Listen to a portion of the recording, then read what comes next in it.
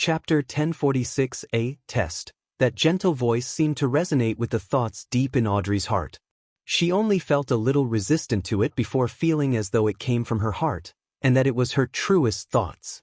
Vin Rambus looked at her emerald green eyes and said unhurriedly, "Secondly, in the upcoming banquets and balls, don't be as opposed as before to the few princes who take the initiative to show their fondness.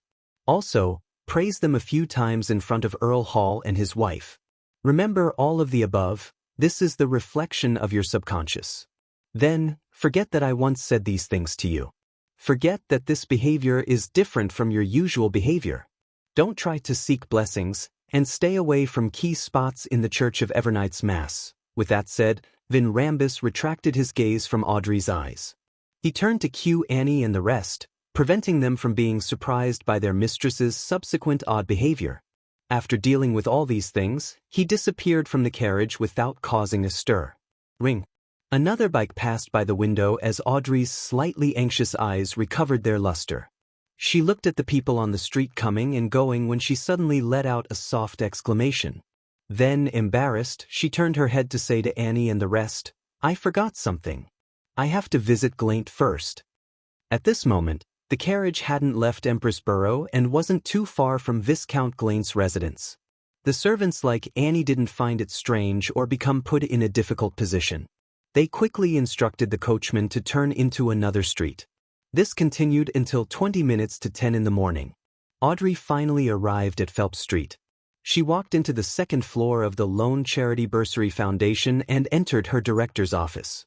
Looking at Annie and the others either organizing documents or using the spring water they brought alone to prepare black tea, Audrey brought Susie along to the lounge that was attached to her office.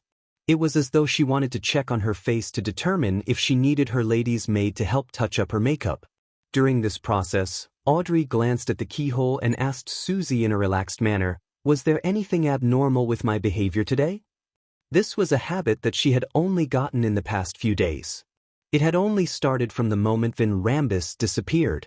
She knew that Mr. Fool's angelic blessing wasn't permanent.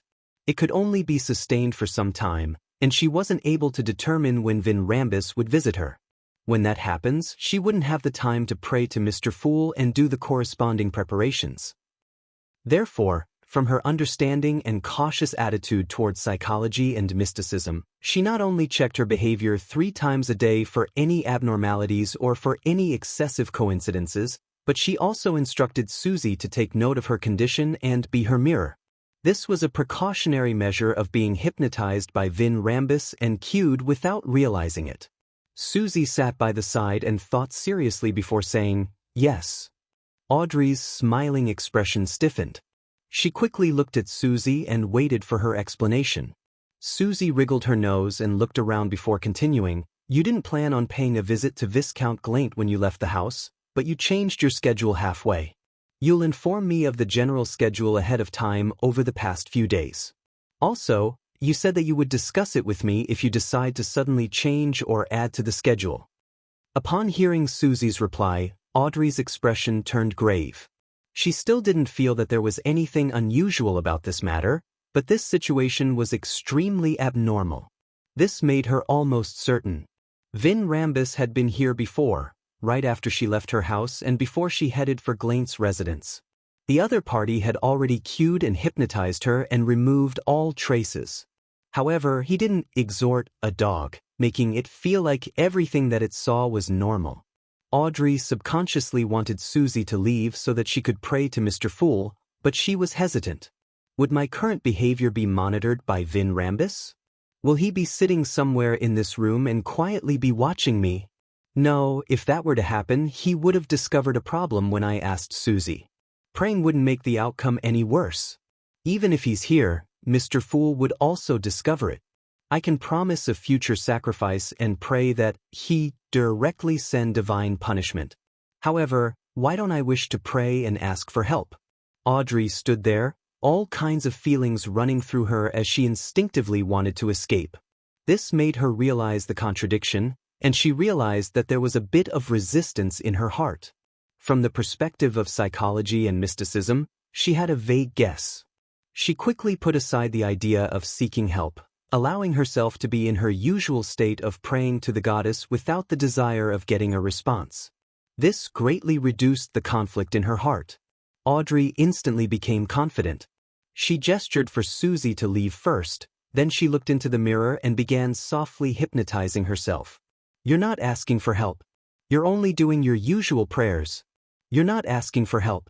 You're only doing your usual prayers. After repeating it over and over again, the vortex deep in the light greenness of Audrey's eyes that could suck a person's soul slowly dissipated, and her eyes returned to normal. She then raised both her hands and placed them between her mouth and her nose. Then, she chanted in ancient Hermes, "The fool that doesn't belong to this era? I might have met Vin Rambus." As she spoke, she didn't mention any desire for any help but described her discovery. After waiting for a while, a deep red light appeared in front of Audrey, drowning her like a tidal wave. Suddenly, her thoughts became clear, and images flashed across her mind. It was Vin Rambus in his black three-piece suit, who was sitting in a horse carriage, sitting opposite her. It was the elder who had exhorted her with a gentle voice. It was the demigod from the spectator pathway whose light blue eyes that seemed to contain infinite wisdom and vortices. At the same time, those words resounded in Audrey's ears again, making her remember everything that had happened. After the crimson glow disappeared, she saw the long bronze table in front of her. Sitting at the seat of honor at the end of the table was a figure shrouded in the grayish-white fog. As emotions of fear, horror, and panic surged through her, she stood up, lifted her skirt, and curtsied to the great existence. "Thank you for your blessings, Honorable Mr. Fool." Klein nodded and smiled approvingly. "You handled it well." Upon hearing this, Audrey suddenly felt at ease, no longer as nervous as before. She sat down and calmly described what had happened to her. As the fool, there was no way for him to directly discuss things with Miss Justice, analyze it for her, or give suggestions.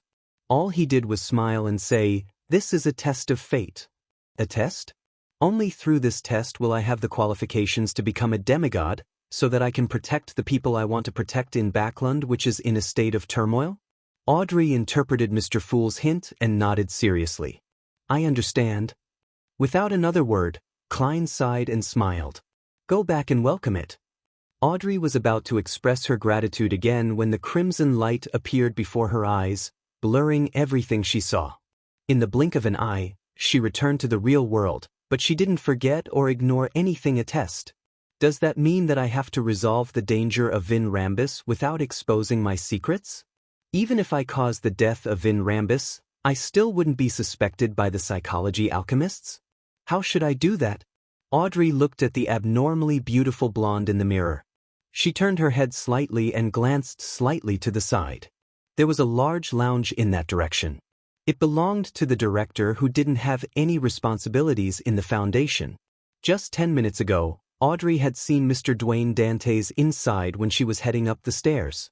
Above the gray fog, Klein's fingers tapped on the edge of the long model table as he analyzed what had happened between Miss Justice and Miss Judgment last night. That's not right. Adam had given me the unshadowed crucifix through Miss Judgment and Miss Magician. How could he not know which existence is behind them? What other test needs to be done? Last night, I thought that the investigation of Miss Sayo was purely an action from the King's faction where they only used the help of a mid-sequence beyonder from the psychology alchemists. And for some reason, Adam didn't share any information of the Fool with the King's faction or the Demonist sect. After all, he still hopes that I can give him some feedback. But from the looks of it, this probe has Adam involved in it.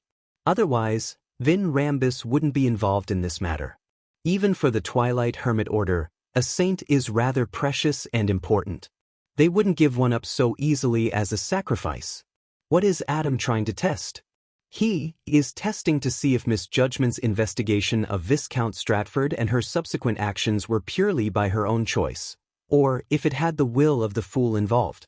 If the Fool gets the unshadowed crucifix and realizes that the King's secret is related to Adam's scheme while still insisting that his subordinates investigate it, that will be making the Twilight Hermit Order an enemy. And Adam knows that Gehrman Sparrow is a blessed. But with Adam's abilities, there's no need to test out anything. Just sitting next to Misjudgment and listening to her true thoughts will be enough to grasp the actual situation. There's no need to go through so much effort. Unless he has already left Backlund, or rather, to avoid certain problems, he doesn't dare enter this big city again and can only investigate it through his subordinates. My warning to Ms. Ariana and the Church of Evernight has taken effect, causing Adam to sense the danger of a divine descent? Probably. Even though he knows that Gehrman Sparrow has something to do with the death console, he probably wouldn't notice that something has happened to Artificial Death. Even the Numinous Episcopate's Artificial Death faction hasn't noticed a thing. Therefore, with the authority of concealment augmenting this, he has no idea that the goddess wouldn't be able to carry out a divine descent for a long period of time. Next up, I'll have to deal with Vin Rambus. I must make sure that Miss Justice is steered clear so as to not have any relations and isn't suspected. Just as this thought crossed his mind, he saw Miss Justice Audrey enter the director's lounge through her prayer light in search of Dwayne Dantes. He quickly reined in his thoughts and returned to the real world. Chapter 1047 Brainstorm. Good morning, where's Mr. Dantes? Audrey smiled politely as she asked the young male valet that was of Lone and East Balham descent. Enuni bowed and said, he went to the washroom and will be back soon. Honorable lady, do you wish to wait here? All right. Audrey found a single-seater and sat dowy with all sorts of thoughts running through her mind. Frankly speaking, if she only had to deal with Vin Rambus, she had already come up with a concrete plan. It was to hypnotize herself in advance.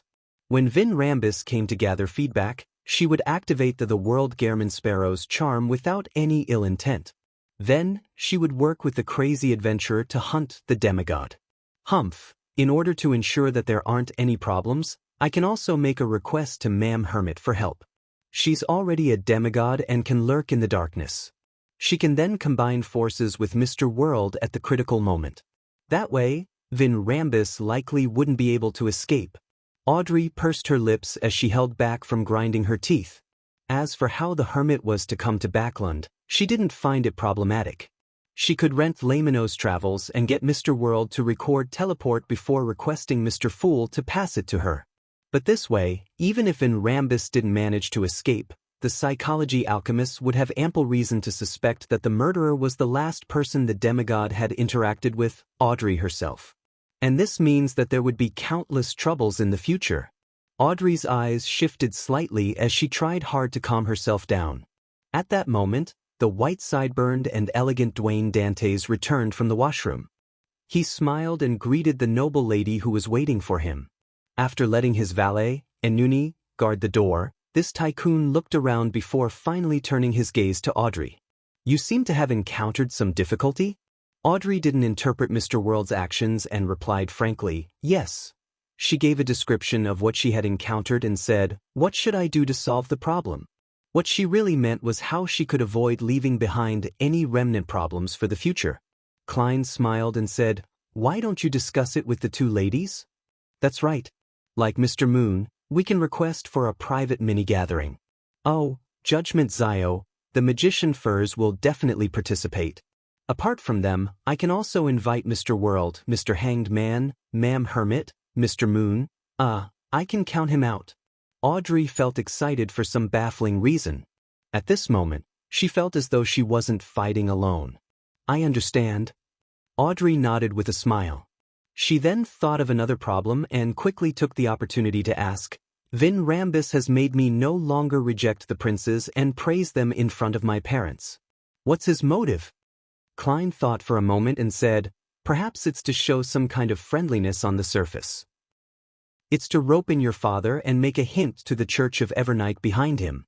Regardless of the king's secret, whether it succeeds or not, he will definitely need at least one Orthodox Church's support so as to reduce the opposing forces. Is that so? Audrey didn't really reject Mr. World's explanation. This was the politics she was familiar with if she stripped off the outer shell that involved beyonder powers. She didn't stay any longer and returned to her own office. After settling her daily affairs, she grasped her afternoon break and prayed to Mr. Fool and applied for a mini-gathering to be convened. Above the endless grayish-white fog, dark red beams rose up around the long bronze table. Audrey looked around, stood up, and curtsied to the other members. "Everyone, I have something I wish to hear from you." "It sounds urgent." Alger nodded gently and replied. Audrey sat down and said, "Yes." She then looked at Zio and Furs. "I met Vin Rambus this morning. He hypnotized me to do 2 things for him and to forget his appearance. Fortunately, I was quite careful and cautious. I quickly discovered something odd, and thanks to Mr. Fool's blessings, I remembered everything. One of the things Vin Rambus asked me to do was to arrange for a meeting with Miss Magician and Miss Judgment and take the opportunity to hypnotize them. I'll then obtain intel on the instigator for the actions they had recently taken and also get them to leave Backland as quickly as possible." What? Furs was originally worried about Miss Justice's safety, but she never expected things to make one rotation before coming back at her and Zio. To think they targeted Miss Audrey. It's really hard to guard against them. She's targeted by a demigod. After a moment of shock, Furs felt more astonished and afraid. She couldn't help but look at her friend and saw Zio sitting calmly, but her hands had unconsciously clenched into fists. Katlia didn't understand something as she frowned and asked, "The psychology alchemists, or should I say Vin Rambus, discovered that Miss Judgment and Miss Judgment are members of our tarot club?" This was a very serious and crucial matter. Audrey shook her head and said, "No, it's only because I know them in the real world." At that moment, she no longer tried to hide her identity from Furs and Zio. In fact, ever since Zio joined the club and obtained the judgment card, Audrey knew that she would be exposed sooner or later. Through repeated observations, she had confirmed that her 2 friends had already guessed it, but they tacitly didn't expose her. "You know them?" Katlia asked in surprise as she adjusted her heavy glasses. Audrey nodded. "Yes, they were actually recommended by me. Mr. Hanged Man can testify." "Ah? Didn't we chant Mr. Fool's honorific name because we wanted to save ourselves and get pulled in here? How did it become a recommendation process?" Furs looked at Miss Justice blankly before glancing at Zio, her face blank and confused. Zio also had that rare, similar expression because the word recommended had exceeded what she knew as well as her speculations. Audrey felt a little embarrassed. She blinked and explained to her 2 friends, "Because all of you have your own special qualities, and I also hoped that the Tarot Club will develop and expand, I recommended the 2 of you to Mr. Fool. However, this was just a chance for you. If you hadn't passed Mr. Fool's test, he wouldn't have pulled you in." "Test? What kind of test did I undergo?" Furs was still confused. As for Zio, she thought of many things, especially the origins of the paper that had Mr. Fool's honorific name, as well as her frantic search for an exorcism. No wonder I had an inkling that they knew each other. No wonder Miss Judgment only entered the club after so long. This was probably due to their different individual experiences. Each of them has their own specialties. This specialty is the selection criteria? Do I have one? Katlia came to a realization as she came up with a theory. Upon seeing this, Alger, who had some level of judgment regarding this, wasn't at all surprised as he chuckled and said, "We can talk about this in the future. Miss Justice, the problem you would like to ask about is how to deal with Vin Rambus?" "Yes." Audrey returned to the topic and asked seriously, "If we not only have to deal with Vin Rambis but the psychology alchemists from suspecting me, what should I do?" Alger didn't have any experience in dealing with a demigod, so all he could do was rely on his insight that had been built up over the years. He deliberated and said, "Lock onto the whereabouts of Vin Rambus. Only take action after he has interacted with someone else?" "How do I lock onto him?" Audrey asked the question herself before giving the answer. "After getting the answer from Miss Judgment and Miss Magician, I'll wait until Vin Rambus leaves after I meet him again. Then, I'll recite Mr. Fool's honorific name and ask him to cast his gaze on the demigod. Theoretically, it's possible. My true vision above the gray fog has a radius of nearly 10 kilometers. As long as Vin Rambus doesn't know teleport, I can confirm his location and trajectory for a short period of time. Then, I can return to the real world and directly teleport over. This will require the help of divination. But the problem is that it requires the Fool to personally intervene. As the world Gehrman Sparrow, Klein said in a hoarse voice, let me remind you of something. Misjudgment and Mismagician had mentioned Adam in the real world. The psychology alchemists originated from the ruins of Hermes, who is a member of the Twilight Hermit Order. And Mr. Fool doesn't wish to be at odds with the Twilight Hermit Order because of this matter. Even if we were to do anything, we must try not to let the other party know. This string of words contained a lot of information that made Alger, Katlia, and the rest feel like they were seriously experiencing a literal brainstorm. Zio and Furs were even more shocked. So that organization is called the Twilight Hermit Order. Mr. Fool doesn't want to be its enemy over this matter. Is it because he had just finished collaborating with the Angel of Imagination Adam over the matter of Ensanguil? I never expected the psychology alchemists to be related to the Twilight Hermit Order. Wait, Hermes? He's still alive? He's actually a member of the Twilight Hermit Order? The members of this organization are really unimaginably important figures? Alger first glanced at Gehrman Sparrow before failing to resist the urge to look at Katlia. He realized that the latter was equally shocked without hiding it. The Twilight Hermit Order. Is this the ancient secret organization that Emperor Roselle joined? Katlia mumbled to herself as if she was seeking confirmation. Gehrman Sparrow gave the answer, yes. After you return to the real world, it's best if you don't think about matters like this again. You'll easily be detected. If you don't trust yourself, you can get Miss Justice to give you some psychological cues. Chapter 1048 Real and Fake. Spy 1 In the ancient palace above the gray fog, with the world Gehrman Sparrow's words coming to an end, no one spoke for a moment. The entire place was silent. The psychology alchemists are cooperating with the king's faction and are investigating Zio and I. The founding of the psychology alchemists originated from the discovery of a Hermes ruins, and Hermes is a member of the Twilight Hermit Order. Its leader happens to be Angel of Imagination Adam, and Zio and I had mentioned Adam in the real world. We're in the sights of a king of angels? In the world of mysticism, just a slight mistake can result in such dangerous circumstances? Furz's mind was filled with Gehrman Sparrow's warnings as she was gripped by horror and panic. Although she had experienced many things in the past, she had never had such a clear realization of the thorny path beyonders tread. Any mistakes could lead to a terrible consequence. I have to be more cautious in the future. Of course, the premise is that I can survive under the watch of King of Angels Adam. May Mr. Fool bless me. Furs seriously reflected on the matter and silently prayed. Zio also didn't expect her situation to be so perilous.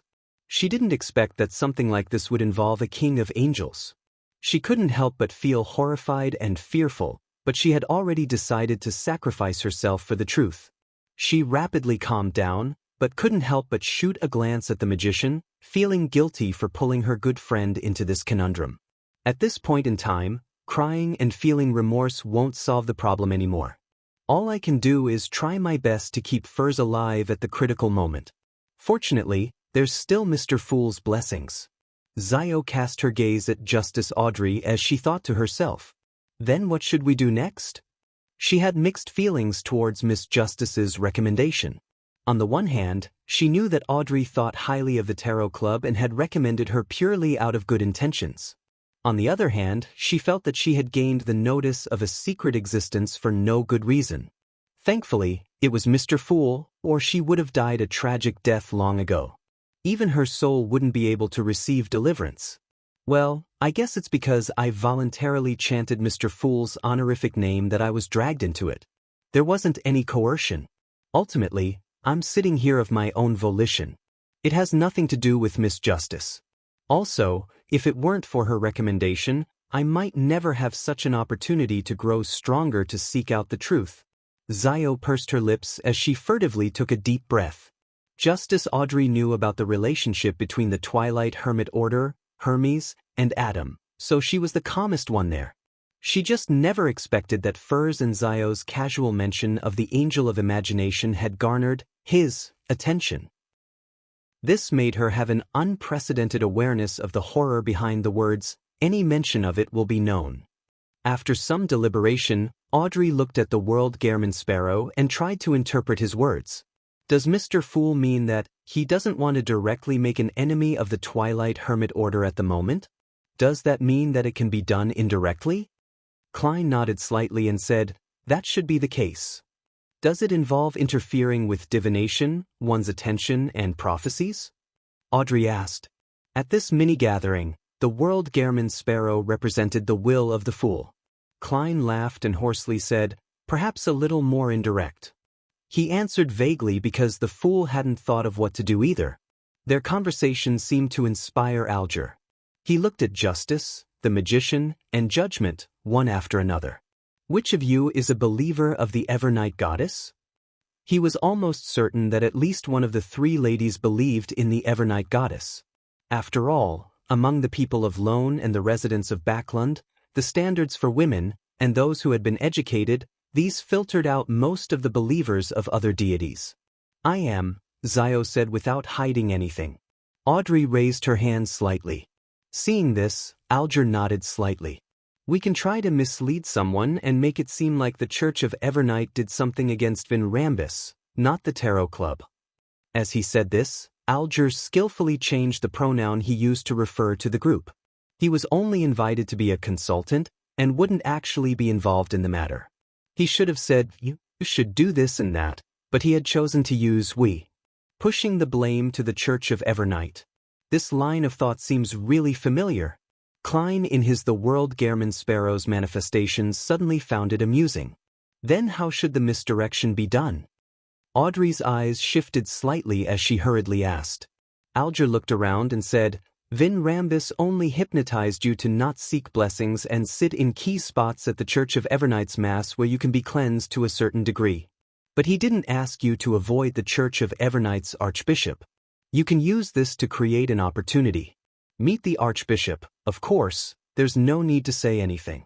This way, when Vin Rambus dies or vanishes, the psychology alchemists will most probably suspect that the Church of Evemight had detected something wrong with you and had set up a trap. Without waiting for Miss Justice to respond, he looked at Zio. After you're hypnotized but before you leave Backlund, head to the nearest Church of the Evernight Goddess and pray seriously. Act like a spy sent by the Church of Evernight to infiltrate the Tarot Club. This will misdirect the psychology alchemists into believing that the matters pertaining to Vin Rambus were done by the Tarot Club, but was in fact a smokescreen. The true mastermind behind all of this is the Church of Evemight, acting like a spy in the Tarot Club that was sent by the Church of Evernight. Klein felt a little guilty. He was a genuine blessed of Evernight. And Leonard was a genuine red glove. It should be said that the Tarot Club's convener and host, Mr. Fool, also draws the crimson moon on his chest. Klein muttered in amusement and helplessness. As a result, he was also rather inspired. This can only fool typical Beyonders.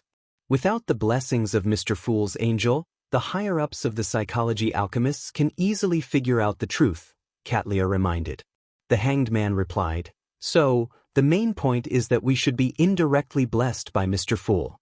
Otherwise, would it be impossible for us to deceive the Spectator Pathway's King of Angels, Adam? Also, Miss Magician and Miss Judgment, when you pray at the Cathedral of the Evernight Goddess, it's best if you pray to Mr. Fool and get his help in extricating yourself from the hypnosis and not immediately leave Backlund. Under such circumstances, Backlund is safer than anywhere else. All right, Zio replied seriously. Seeing that the discussion had reached this point, Audrey and the others all looked towards the World Gehrman Sparrow, awaiting his response. Klein's thoughts had already taken shape. He deliberated for a moment, then laughed hoarsely. Actually, there are simpler ways to interfere. What methods are there? Audrey's eyes widened as she asked with concern. Klein looked at Miss Justice and pointed at the top of his head. Once Vin Rambus leaves, bum that hat accessory and trigger the charm I gave you. That feather hat accessory? The hat accessory that can get a so-called response from death? Mr. World hopes to get this existence to disrupt the divination, attention, and prophecy. Audrey's green eyes sparkled as she nodded in thought. I know what to do. When that happens, the response would be the power of concealment. This way, no matter what happens, Adam can only assume that the goddess had interfered, believing that she had blessed the Hall family and has nothing to do with the tarot club. I wonder if the goddess will send Ma'am Ariana. That way, finishing off Vin Rambus will be made very simple. If not, I'll give myself Angel's Embrace ahead of time and use my marionettes which are dead.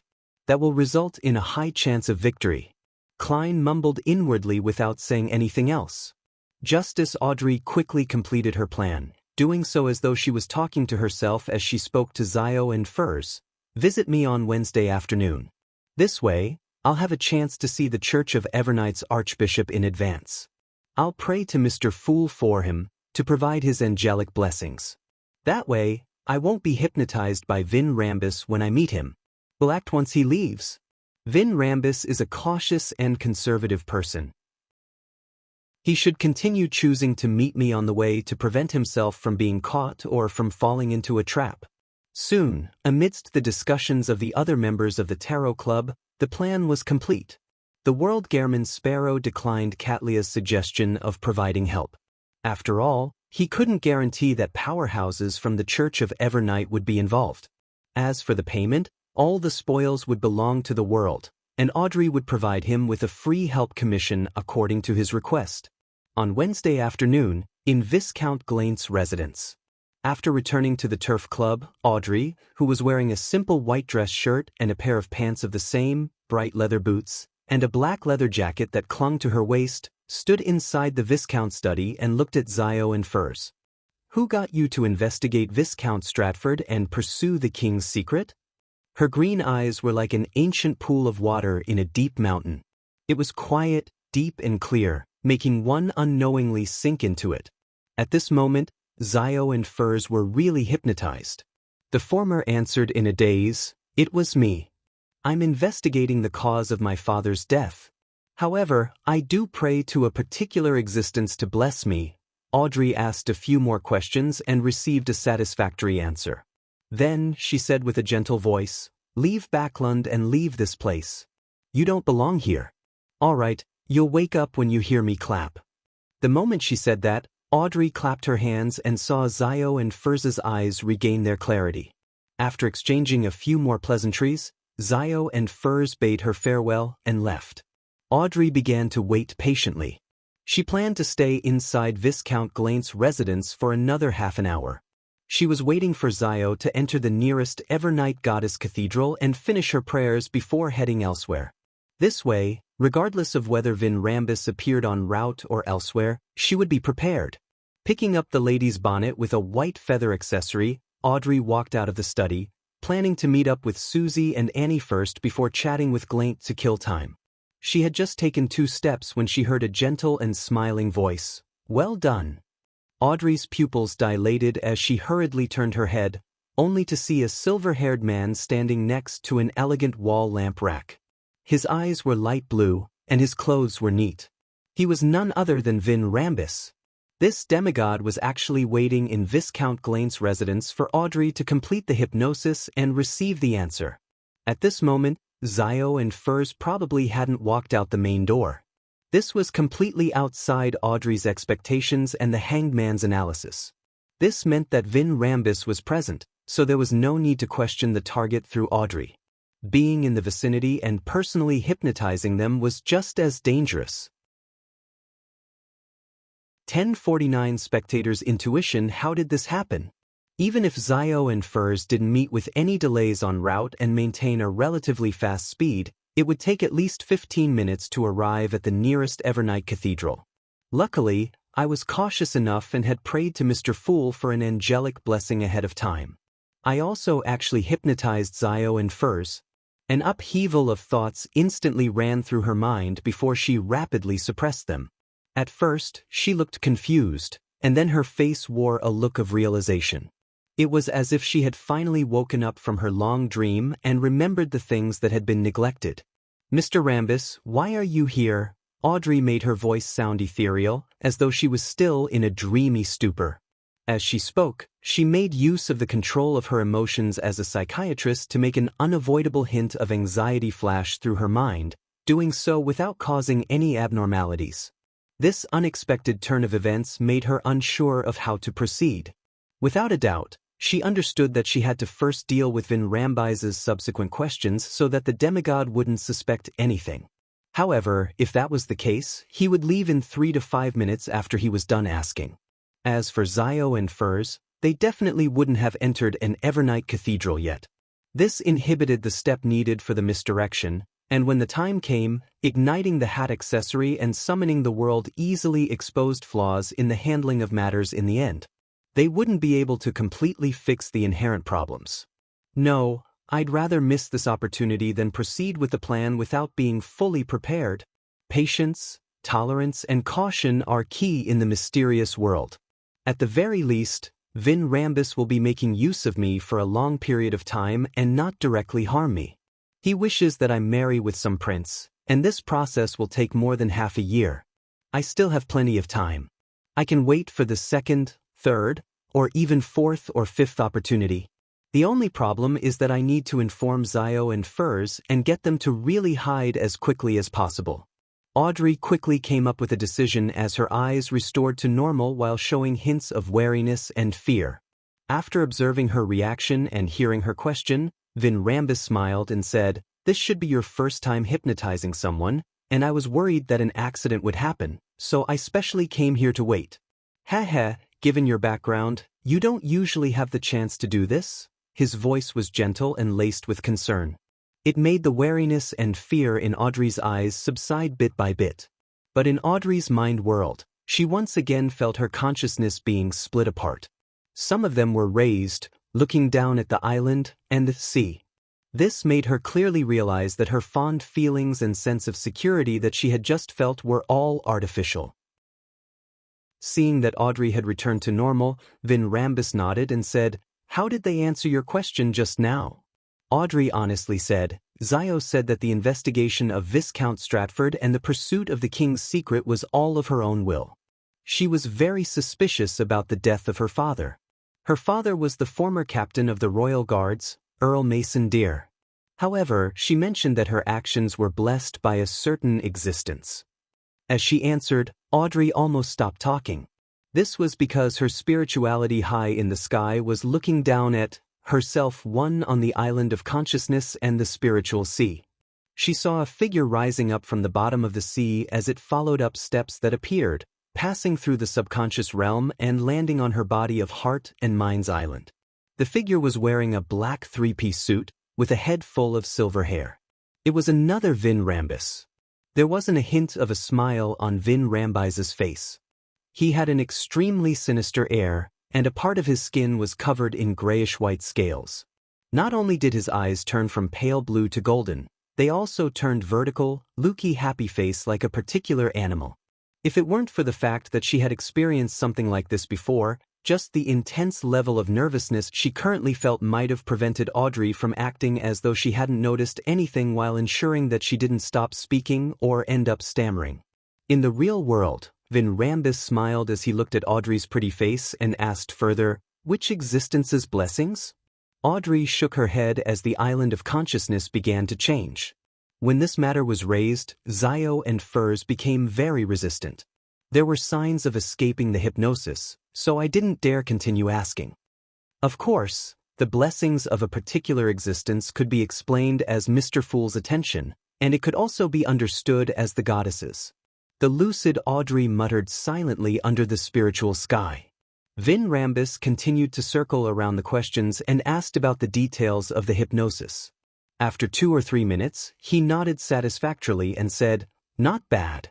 You do have a gift in hypnotizing people. When the recent events come to a close, I will give you the Dreamwalker potion and personally host the ritual for you. Oh yes, don't reject love and marriage too much. You're not even 20 years old, and it's the perfect time to pursue such matters. Your charm is enough to gain everyone's affection and enjoy their attention." Vin Rambis used an indirect hint and guidance to lower Audrey's resistance towards love and marriage.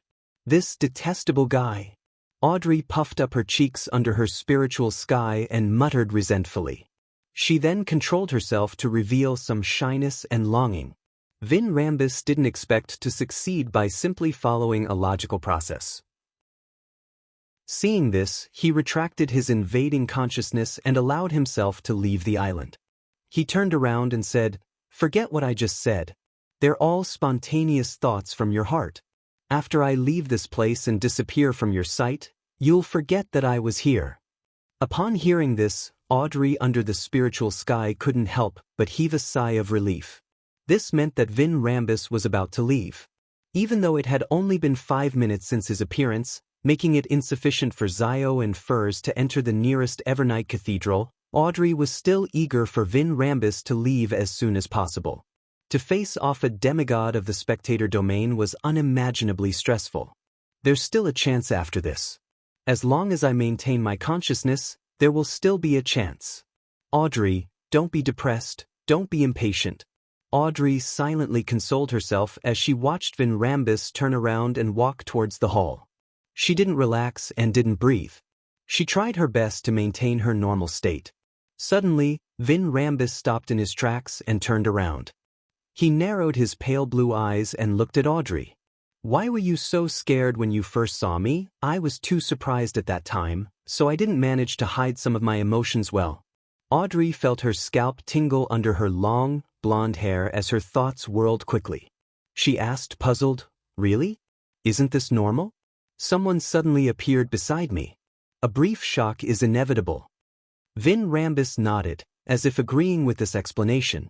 He sized up Audrey and suddenly said, "You used to carry a mystical item that can change one's form with you as an accessory. Why didn't you wear it today?" To a spectator, this detail was an abnormality. "Oh no. I've been hiding lie beneath my clothes most of the time. How did he notice that I wasn't wearing it this time?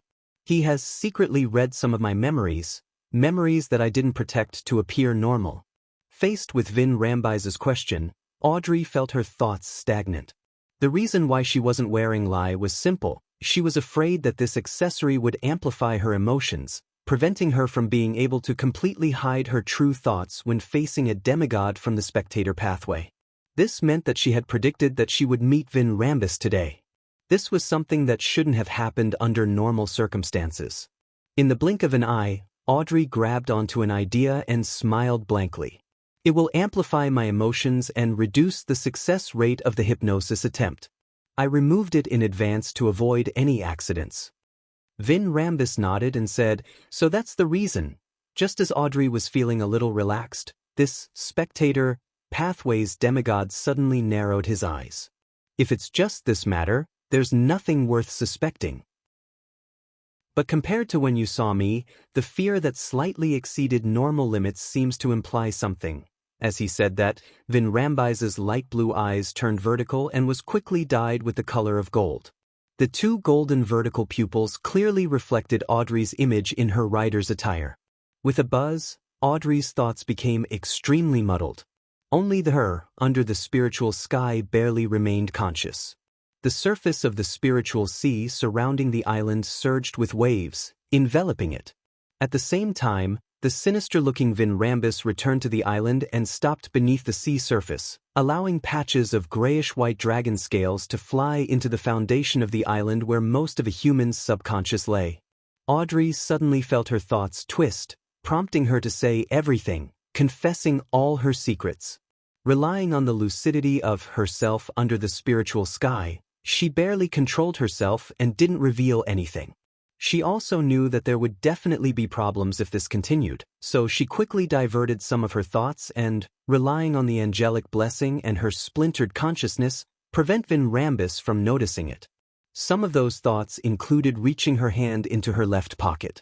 Just then, Vin Rambus, who had invaded her mind world, looked increasingly sinister as he snorted. "There really is a problem."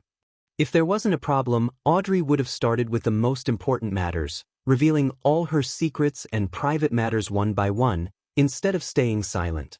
Likewise, since the manipulation attempt happened so quickly, Audrey didn't have the time to sort out all her secrets. Even if she wanted to hide anything, her lucidity would be discovered the moment she spoke. After confirming that something was off, Vin Rambus didn't hesitate any longer. His gaze turned extremely cold as grayish-white scales covered his skin. The storm in the spiritual sea suddenly intensified, and Audrey, who was under the spiritual sky, staggered. The last bastion of the defenses of her consciousness was rapidly weakening under the repeated attacks, putting it on the verge of shattering. Humph! Vin Rambus increased the force of the mind storm once again, feeling satisfied that Audrey's entire island was shaking. This meant that he was about to completely control her. At this moment, he heard an ancient word, fate. In the real world, Vin Rambus looked up in surprise. All he saw was that Audrey's green eyes were dyed with the brightest, the most dazzling gold. Chapter 1050. Good at using hypnosis. As the ancient Hermes' words resounded, the areas where Audrey and Vin Rambus stood dimmed. It was as if someone had passed by, blocking the window that was closest to them, then quickly left. By the time the light returned, the island filled with a terrifying mind storm in the illusory world had transformed from Audrey's to Vin Rambus's. The person that had intruded on the other party's body of heart and mind went from Vin Rambus to Audrey. Fate's Siphon Charm. This was made using a worm of time as the material.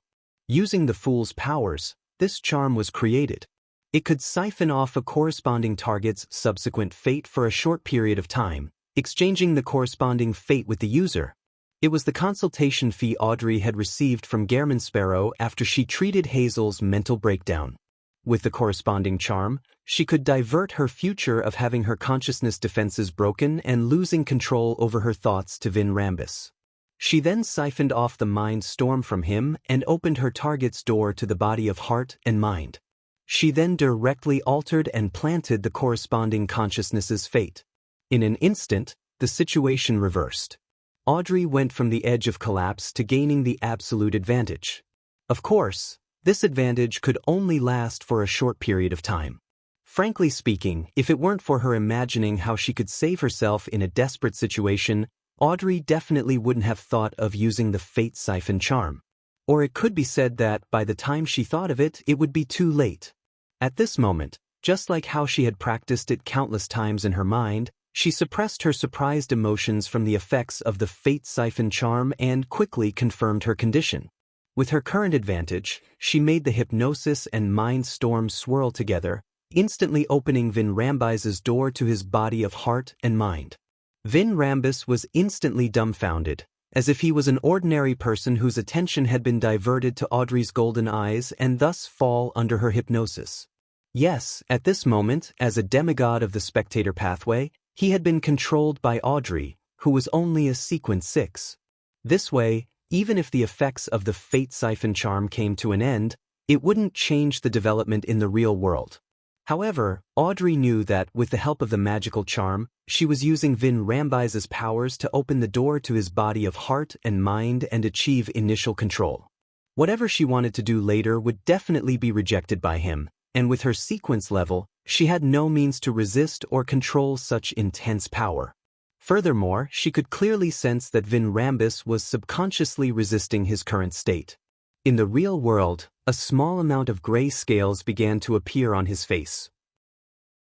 In no time, he would be able to forcefully extricate himself from the state of my initial control over his mind. A realization flashed across Audrey's mind. She then cast her gaze towards Vin Rambus's head, feeling a little regretful that she didn't carry a powerful revolver with her. Otherwise, she could take this opportunity to shoot at him several times in a row in an attempt to kill him. Soon, she recalled that she had dragon scales. She believed that Vin Rambus definitely had it, and that it was even stronger. It wasn't something an ordinary attack could tear through. Even most mystical items that were at the mid or low sequences couldn't do so. And if she couldn't kill him in one shot, Vin Rambus would definitely be able to use this opportunity to regain consciousness and escape her control. Without any hesitation, Audrey, who lacked the appropriate offensive abilities, quickly came to a decision: hypnotize him. He's best at hypnotizing and is very resistant against this, so he wouldn't prepare any additional items that can affect his defense. I can't let him do things that will be against his will. With our difference in levels, I definitely can't resist the corresponding subconscious resistance he puts up. Thoughts ran through Audrey's mind as she spread her slightly parched lips. She tried hard not to show any signs of abnormality as she looked into Vin Rambus's eyes and said in a gentle voice, "Find a spot inside Glaint's mansion and wait." find me in the garden 15 minutes later. Such a subconscious thought didn't stir any obvious signs of being rejected. Therefore, Audrey was able to complete her control rather smoothly. To Vin Rambus, he was indeed looking for Audrey today, and the venue for the meeting was also Viscount Glaint's mansion. Audrey's hypnosis was simply changing the corresponding time and place, and the discrepancies were just in a very small aspect. It matched Vin Rambus's thoughts and didn't waste too much of his effort. Therefore, she didn't encounter any intense resistance. "All right," Vin Rambus responded to Audrey's words. Audrey didn't care to let out a sigh of relief. She focused and continued looking into the other party's eyes. She gently said, "You will only come looking for me in 15 minutes, so you haven't seen me today. Since you haven't seen me, everything that happened just now definitely didn't happen.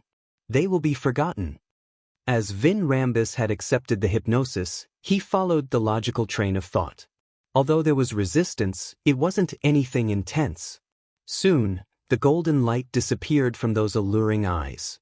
"Yes, I haven't seen you before." "Nothing happened just now," Vin Rambus repeated with a blank expression. The grayish-white scales on the surface of his skin had increased significantly again. After completing this crucial step, Audrey resisted the urge to pat her chest and thought for a second. "When you hear my singing, it will become quiet." She wanted to hypnotize him with her charm, but she realized that she wasn't able to take on a seductive pose, and she couldn't make the corresponding expressions. She could only lift her hand to comb her blonde hair and tilt her head. The ripples in her eyes swirled as her smile beamed. Following that, she hummed a melody, "Manor Under the Moon," in a nasal voice. Vin Rambus looked at the girl in front of him who looked as beautiful as sunlight, flowers, and gems. Listening to the ethereal voice, his mind gradually turned silent, as he no longer had any resistance. Seeing that her initial control was about to be released, Audrey didn't hesitate and pointed to the other side of the corridor. "Go over there, and you will regain consciousness and dispel dragon scales when you see the stained glass." She knew very well that on the other side of the corridor, there were exquisite white stained glass. This order didn't pose any danger, nor did it violate Vin Rambus's will. He immediately took a step forward, walked down the corridor, and turned right. Only when his back disappeared from her sights did Audrey slowly exhale, allowing the fear, alarm, and anxiety to surge into her heart. Her body trembled slightly as she opened her mouth slightly. She couldn't help but gasp and exhale. 10 seconds later, Audrey used placate on herself and calmed herself down. Then, she glanced at the wall clock and stood there, raising her hands and placing them in front of her mouth and nose, reciting Mr. Fool's honorific name in a low voice. She prayed for an angelic blessing again and requested this great existence to tell the world Gehrman Sparrow that she had confirmed when Vin Rambus would arrive and would summon him 2 minutes ahead of time, allowing him to arrive at the appropriate moment. There was no need to be in a rush or to be too close to prevent Vin Rambus from being aware of an ambush. During this process, Audrey only briefly mentioned what had happened. She didn't elaborate on it to prevent wasting any time. Following that, she raised her hands and pressed her cheeks, completely restoring her expression to normal. She began hypnotizing herself, allowing herself to sing the melody the moment she saw Vin Rambus. After doing all of this, Audrey went to the main hall and first found the golden retriever, Susie. She then retrieved the lie necklace and the alcohol nemesis diamond brooch. The latter, which could resist any mental influence, could only be worn for half an hour, otherwise, the damage one's liver and brain suffered would be irreversible. Therefore, Audrey prepared to wear them again after she left Glaint's residence to prevent Vin Rambus from finding her midway. Susie didn't notice anything amiss with Audrey as she watched her wear the brooch and necklace. After a few minutes, Audrey folded a black fishnet glove into her equestrian pocket and used the excuse of going to the washroom, making a detour to Viscount Glaint's garden. Then, she looked at the large clock hung up on the attached tower, her mind tensing up as she memorized the time. To her, she was afraid that Vin Rambus wouldn't come, but she was also worried that he might come early or be late. Time passed by slowly and Audrey used placate twice to calm herself down. When there was still 2 minutes and 15 seconds left, she took off the feather accessory on her hat and flicked her wrist. The scarlet flames soared, igniting the white feather. This was Lai's flame-controlling ability. As the flames burned, they turned pale. In just 2 or 3 seconds, the feather, which was a product of artificial death, was reduced to ashes. Nothing happened around her. Looking at the clock, Audrey took out a charm made of tin and recited a word in ancient Hermes, lightning. The charm lit up as though many tiny electric snakes were entangling with it. It was a charm that summoned Gehrman Sparrow. When the lightning dissipated, the charm completely disintegrated and melted into the void. However, there was still silence without so much as a sound. Zio and Furs should have found a church of Evernight Cathedral and begun praying. Audrey calmed down and pretended to enjoy the flowers of the remaining autumn days. She didn't lift her head to look at the large clock, counting the time in her heart. 3. She slowly raised her head and looked around, but she didn't see Vin Rambus. He discovered something strange and distanced himself from this place? Audrey's heart tightened as she couldn't help but think back to what she had missed. At that moment, she heard a gentle voice. "What are you looking for?" Audrey's pupils dilated. From the corner of her eye, she realized that the silver-haired, blue-eyed Vin Rambus had appeared beside her at some point in time, a hint of suspicion hidden in his voice. Having already hypnotized herself, she didn't hesitate at all. She followed her subconscious and started humming the melodic manner under the moon. Amidst the ethereal voice, Vin Rambus calmed down and listened attentively. Suddenly, he realized that the distance between him and Audrey had become very far despite them remaining in their respective spots. The dark night enveloped the garden despite it being late in the afternoon. A huge crimson moon rose over the top of the building as a figure stood there, wearing a black trench coat and a half-top hat. His face looked hazy due to the backlighting. Some would even faint immediately and fall into a coma. Others would reveal their most fervent expressions, crowding around the dragon-like attendants. This was a qualitative change in dragon might, which stemmed from a mythical creature form. It went from its original state of placing others in a state of awe to mind deprivation, with even more effects. Seizing the moment when dragon might swept the surroundings, Vin Rambus focused and transformed into illusory, sinister versions of himself. Through the sea of collective subconscious which eluded most beyonders, he approached Gehrman Sparrow on the rooftop and Audrey Hall by the garden's periphery at high speeds. As a spectator, he could tell that the attacker was Gehrman Sparrow just by seeing his face and temperament. At this moment, Audrey was mumbling to herself and compelling herself based on the discussions and warnings from the two demigods, the world and the hermit, above the gray fog. "I can't see anything. I can't hear anything. I can't see anything. I can't hear anything." She was trying to avoid losing control from looking directly at Vin Rambus's mythical creature form. However, this also made her unable to see or sense that a particular illusory, sinister version of Vin Rambus was approaching her body of heart and mind from the sea of collective subconscious. But suddenly, before Vin Rambus's eyes, the blonde, green-eyed girl's island of consciousness disappeared. Audrey felt a warmth from her body, as if she had returned from a cold, dark cave to the surface where the sun shined. She hurriedly dispelled the hypnosis and opened her eyes. The sun in the sky pierced through the clouds that couldn't be considered thin, scattering its resplendence. Bathed in the bright golden glow, autumn flowers bloomed in silence. Everything was beautiful and peaceful. Audrey looked around blankly, but she didn't see Vin Rambus, Gehrman Sparrow, or the huge crimson moon. This made her feel like everything that she had just experienced was just a dream. What mighty powers! A battle between the two demigods might not even harm a single flower. Audrey silently muttered to herself before calmly leaving the garden, retreating to the corridor that connected the garden to the house. She was afraid that her presence would affect Gehrman Sparrow's fight. In the concealed world, one of Vin Rambus's manifestations had also landed on Gehrman Sparrow's island of consciousness under the crimson moon. Just as he was about to set foot on it and open the door to the body of heart and mind and control Gehrman Sparrow's subconscious to make him do things against his own will, he realized that the illusory island that stood in the sea of collective subconscious was filled with a deathly silence. There were no stirring thoughts or the appearance of new thoughts. There was no way of influencing it. Puppet. Marionette. Vin Rambus instantly made a judgment. Combined with the information he had obtained in the past, he had a better grasp of Gehrman Sparrow's abilities. He wasn't shocked or depressed. Instead, he felt a sense of glee and confidence. This was because, for a demigod of the spectator pathway, he could easily tell the difference between a marionette and the true body, greatly mitigating Gehrman Sparrow's strongest ability. Besides, do you think a marionette can foil my mind invasion and control of one's consciousness?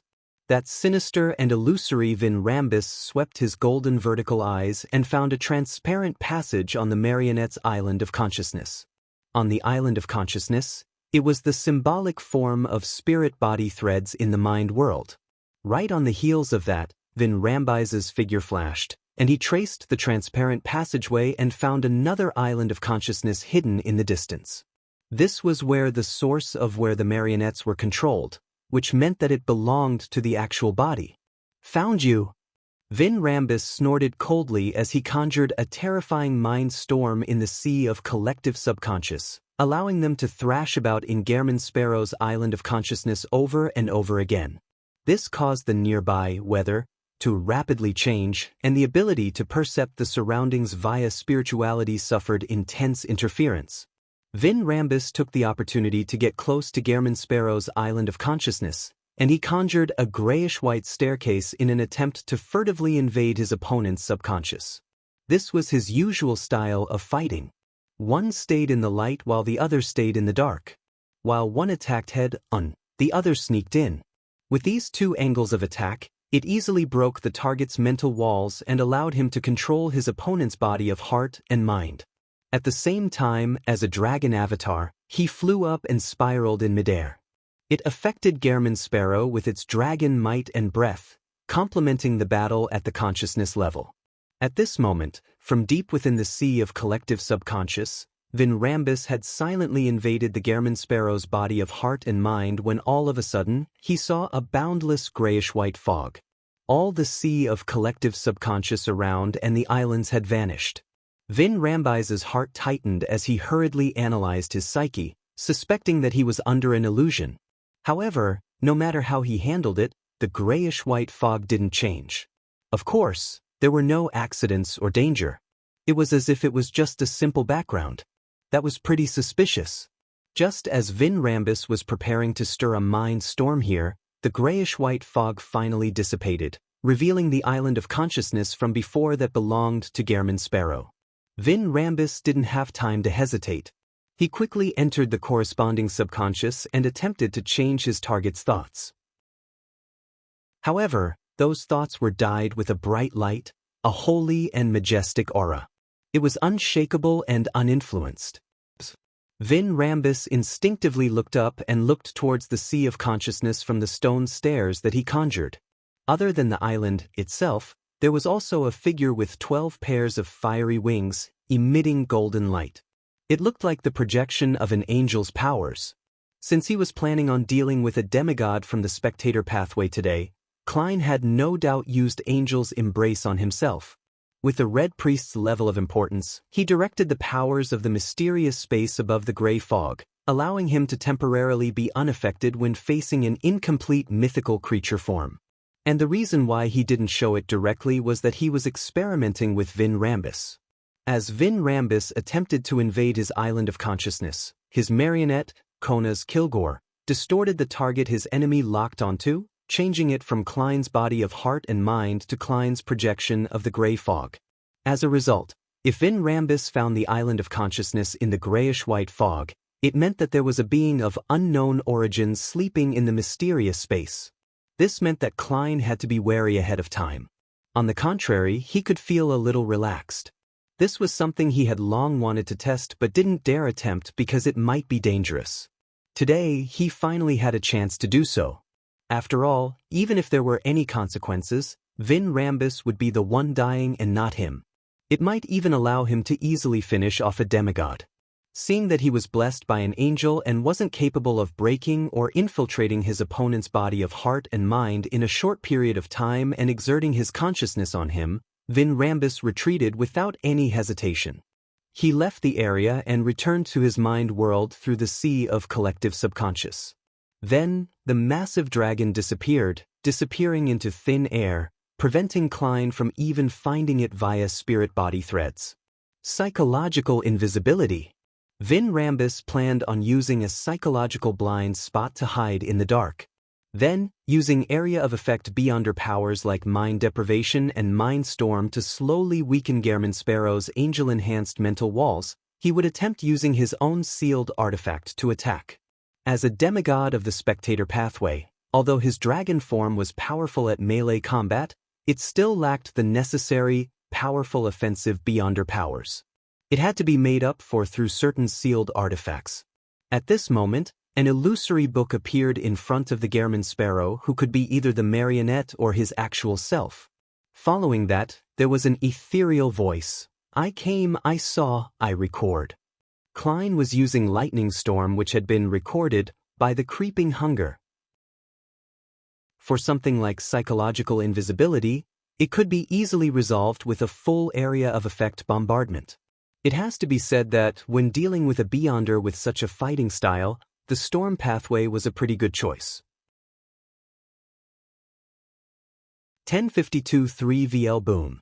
Lightning bolts descended from the sky, covering the entire area illuminated by the huge crimson moon with a silver forest. Lightning flashed and destructive auras swept over, not leaving any spot unscathed. The giant grayish-white dragon, which still had a human head, appeared again. There were tiny bolts of electric bolts scurrying over its scaled body. There were also some obvious cracks. Vin Rambus's psychological invisibility couldn't be maintained under such a wide area of effect bombardment. After all, his interactions with his surroundings couldn't be avoided. All he could do was eliminate his sense of presence and stay in the blind spot of one's attention. Once the level of interaction grew excessive, he didn't have the means to avoid exposure. As soon as he appeared, the lightning storm calmed down quite significantly. The Gehrman Sparrow's body on the roof instantly blurred and phased into existence diagonally below the incomplete dragon. Right on the heels of that, the glove on the crazy adventurer's left hand protruded with fine black particles that were deep and dark. Then, he opened his mouth and said as word filled with foulness and corruption from the devil language, "Slow." Vin Rambus knew that his opponent was using creeping hunger and knew the true level of the item. He found Gehrman Sparrow amusing and was about to raise his left claw that grabbed onto an ice-blue metal cylinder, slamming it down at his enemy beneath him. This was a sealed artifact with unknown origins called Rotting Meteor. Vin Rambus had obtained it from a particular existence, and he was only aware that part of it came from the cosmos. This ice-blue metal cylinder could fire special dark green bullets that would instantly poison anyone who was hit with it. They would begin rotting in a way that even their spirit bodies wouldn't be spared. This was also effective against demigods. Its negative effect was that the wielder had a probability of gaining the attention of the cosmos and suffering corruption without realizing it.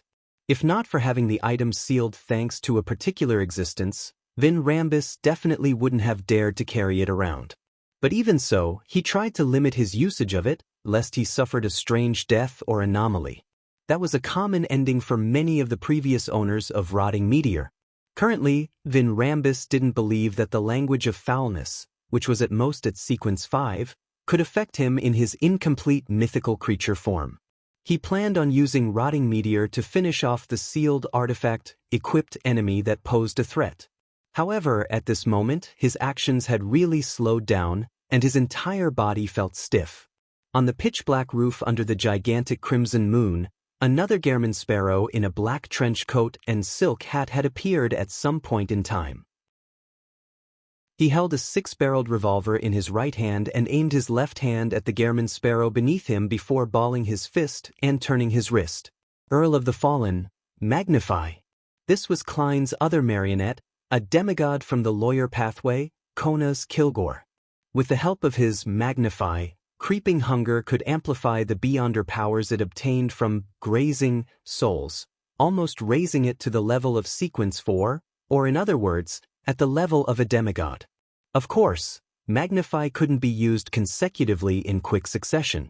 It was limited to a one-time use each time. Due to Vin Rambise's current mythical creature form, no matter how magnified, slow him was, it couldn't affect him for long.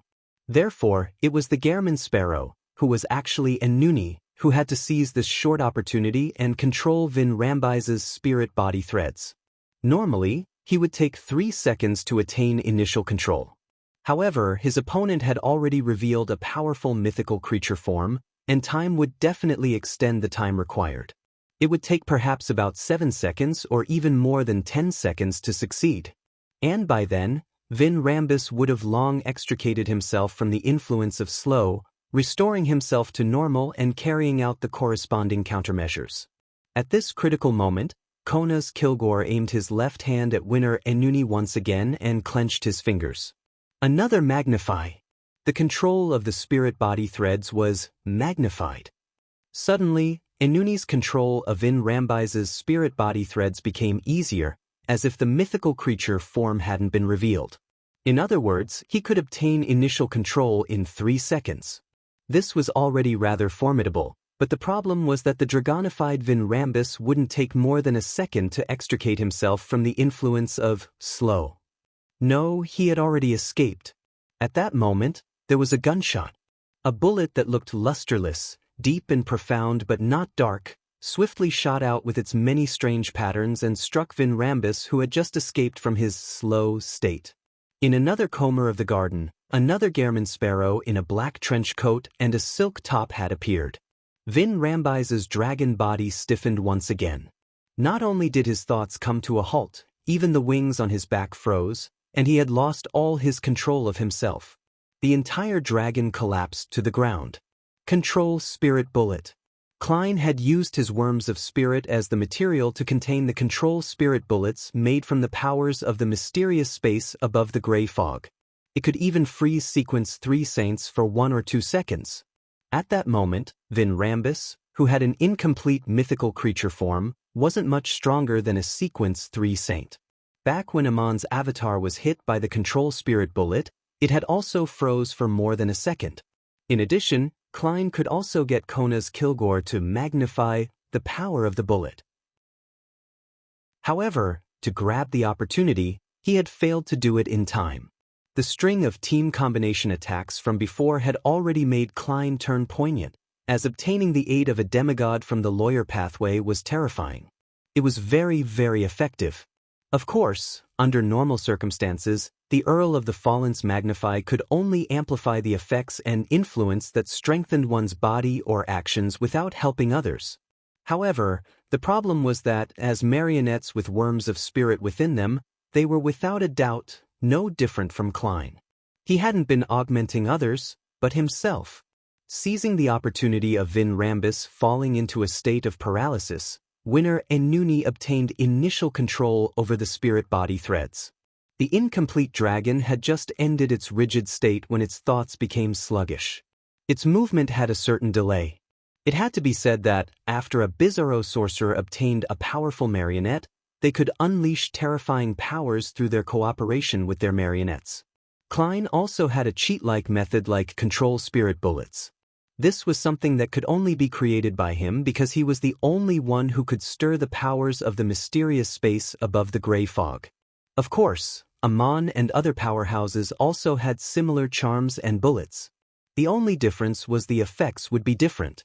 Seeing that Vin Rambis had come under a certain level of control, Klein began preparing to disrupt any form of resistance he tried putting up, preventing him from escaping from his current state until he became a marionette.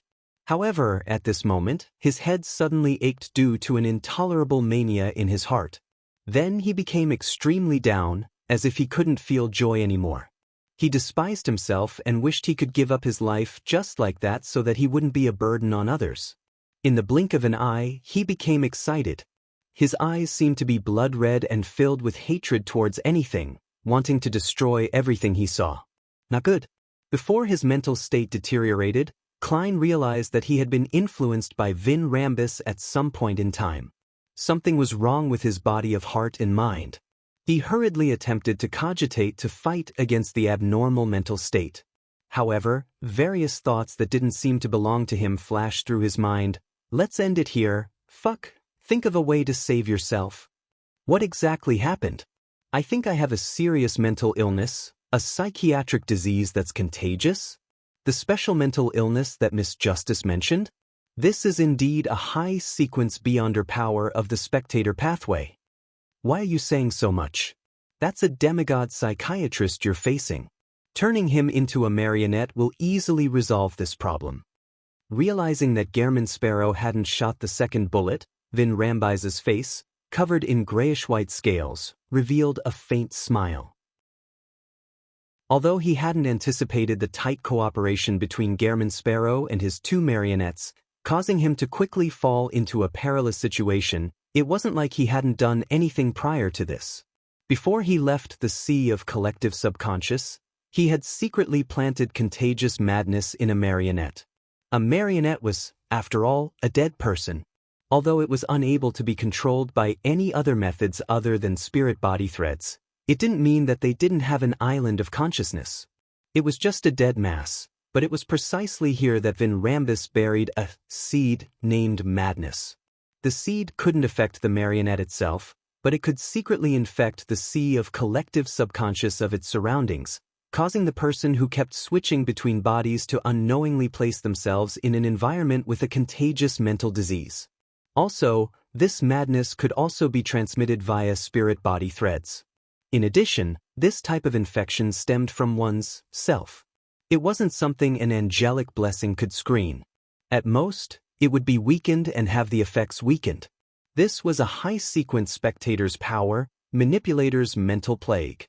In ancient times, there would be people from time to time who were placed in repressed states for prolonged periods of time and appear abnormal at the same time. Their abnormality influenced the people around them, causing mass hysteria to happen. An ancient folk song once sang of it in such a manner: 7 young ladies are dancing weirdly on the street, 9 men are rolling on the ground laughing by their sides, on a horse carriage passing by, the nobles are slapping their faces, the stoned children are crying outside the house by the street, people are hurting each other. The entire city is crazy. If one thought about it carefully, it would make one feel an inexplicable sense of horror. However, Vin Rambis knew that the scene described in the myth was true. It was an experiment from a spectator pathway demigod. A highly contagious mental plague. By the time Gehrman Sparrow's actual body went crazy, his control over his marionettes would undoubtedly be lost. When that happened, Vin Rambis would be able to escape from his predicament. It wouldn't take long, as it only took a few seconds. At that moment, a manipulator like Vin Rambis wasn't afraid that Gehrman Sparrow had the charm which Audrey had used, the one that could temporarily swap fates between two people. This was because a swap would put Gehrman Sparrow in a state of becoming a marionette. His thoughts would turn sluggish and his body would stiffen. As for Vin Rambis, being infected by the mental plague was a relatively simple problem for him to resolve. At this moment, Vin Rambis saw the Gehrman Sparrow on the rooftop aiming his left hand at the Gehrman Sparrow who was holding the iron-black, long-barreled revolver. He gripped his fingers and slowly turned his wrist. Distortion.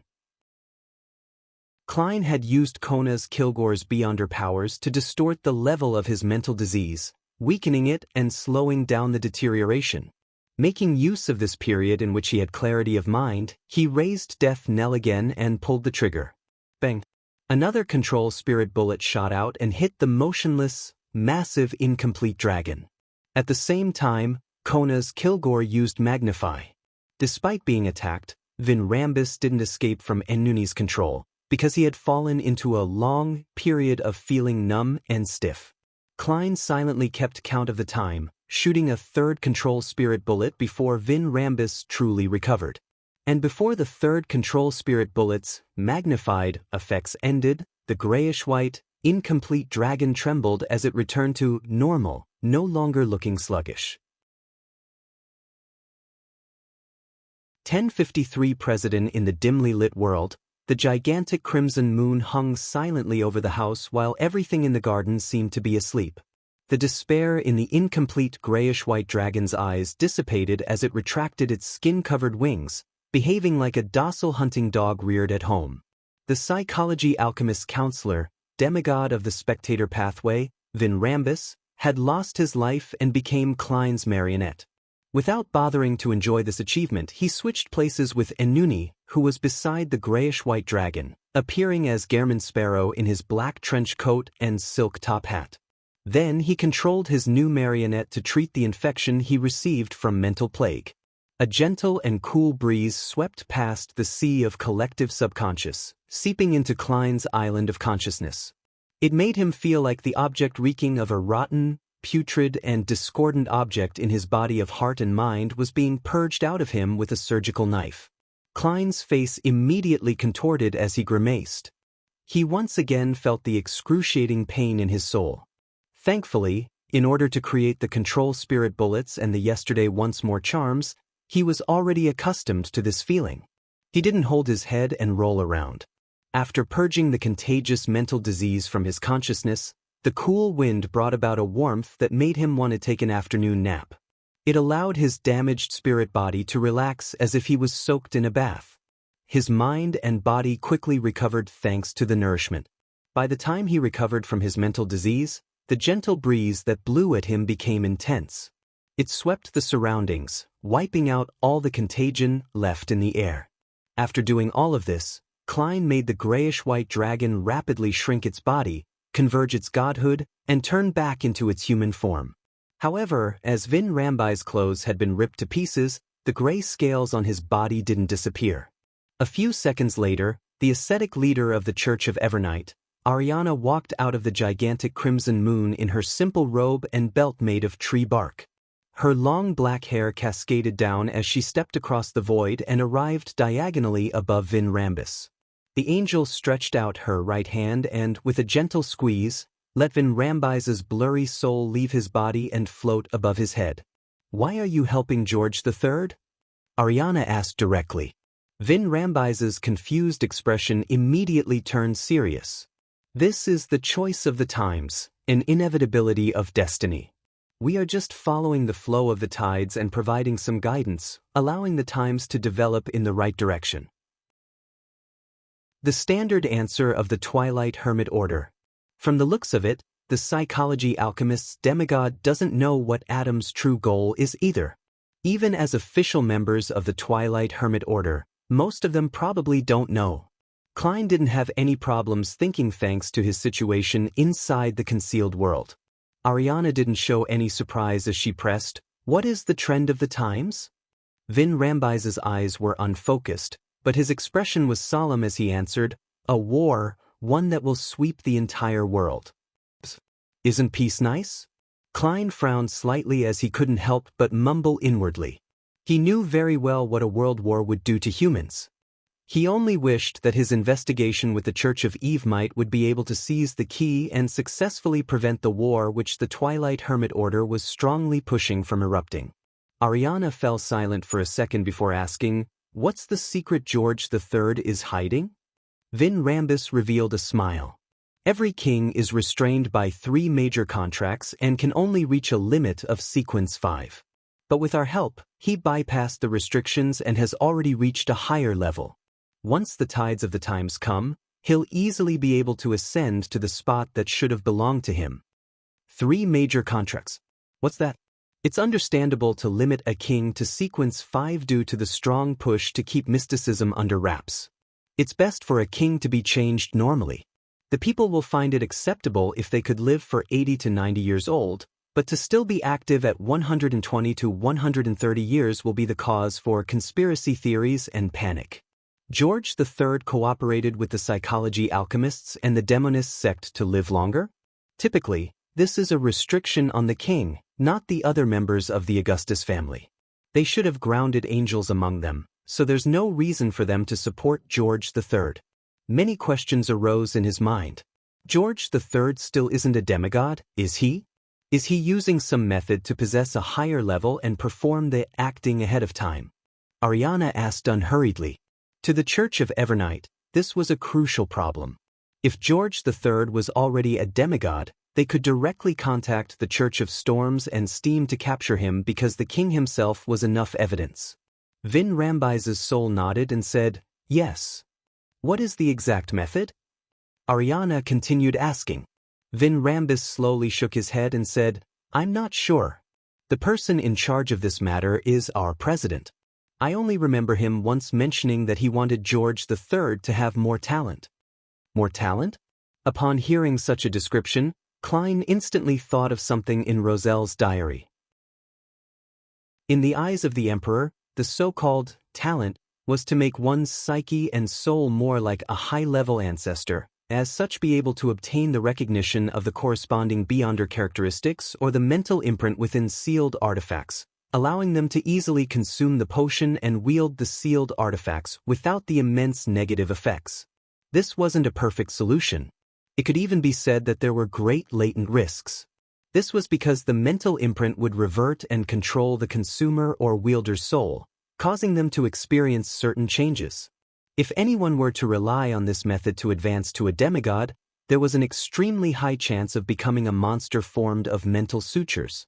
Was George III hypnotized? He actually accepted such a method? No, if he was hypnotized, the Augustus family's angel or sealed artifacts would definitely discover the problem.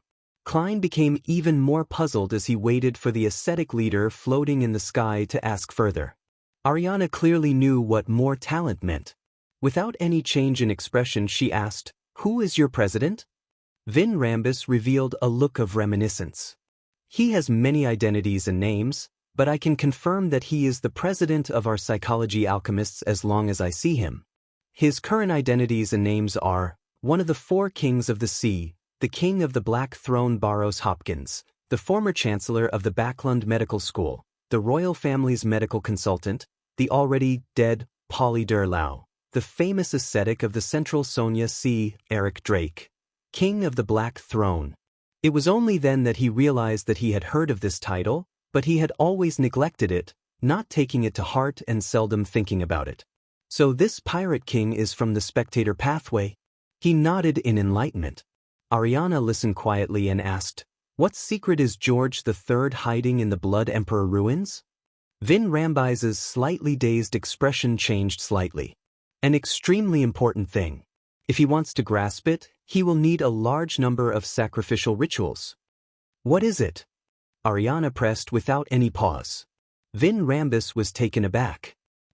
I don't remember. He suddenly raised his hand to grip his soul's head, clearly in pain. However, no matter how he thought about it, he couldn't remember the answer. Was this memory forcefully deleted by Adam or a certain angel from the spectator pathway? Klein watched with a heavy expression as he felt that the secret in the ruins was more important than he imagined. Ariana fell silent for a few seconds before lowering her head and asking Klein, "Do you have anything you want to ask?" Klein thought for a moment and asked Vin Rambis, "What is the name of the high-sequence beyonder potions of the spectator pathway?" The pain in Vin Rambis's soul lessened as he slowly replied, "Sequence 4 Manipulator. Sequence 3 Dreamweaver. Sequence 2 Discerner. Sequence 1 Author." He didn't mention Sequence 0 Visionary, clearly unaware. What's the potion formula for Manipulator? Although Klein felt that his question was rather substandard compared to Ma'am Ariana's, he still asked.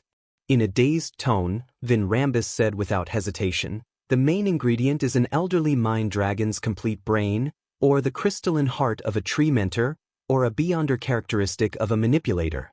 The supplementary ingredients are 80 milliliters of the blood of an elderly mind dragon, 3 golden leaves of a tree mentor, and 7 different drops of tears from different humans or non-human creatures that were shed due to intense emotions. The ritual is that on a special occasion with at least 10,000 people, drink the potion when they are in the midst of an emotional resonance. In contrast, the difficulty of a demigod ritual of the spectator pathway isn't that high. That's right. Spectators can heal and analyze themselves, allowing them to effectively deal with the madness and the loss of control brought about by the potion, so the ritual can be simplified." Klein nodded in thought. "What's the potion formula for Dreamweaver?" "I don't know." Vin Rambis shook his head. "All right then." Klein asked Vin Rambis why he had personally come to Audrey and received the corresponding answer. Then, he said to Ariana, "I have no further questions." The questions he had couldn't be answered by Vin Rambis. Ariana's right hand pressed softly, causing Vin Rambis's soul to return to his body. Following that, the angel glanced at Klein and said calmly, "Don't use him as a marionette. Before his mental imprint is removed, it's best you don't use his beyonder characteristic to create items." "Of course, I don't want Adam to visit me." Klein nodded sincerely. "I will remember it." "Thank you, Ma'am Ariana." Chapter 1054 Tailor-Made Ritual. After thanking her, Klein immediately gave up his control over Vin Rambus, making it impossible for him to maintain his marionette-like state. With that, this spectator pathway demigod collapsed to the ground and became a corpse. Ariana lowered her head and took a look, the darkness in her eyes growing deeper. Vin Rambis's corpse immediately got erased like a pencil drawing, as if it was being wiped away by an eraser, inch by inch, leaving behind only the ice-blue metal cylinder. Right on the heels of that, beams of light seeped out of the void and quickly gathered together, forming a strange object. It was fist-sized and looked like a heart. However, it resembled a different kind of brain, with its surface being covered in grayish-white wrinkles, each crevice with countless symbols and strange patterns that extended into the surroundings. These connected to a world that beyonders of other pathways couldn't see.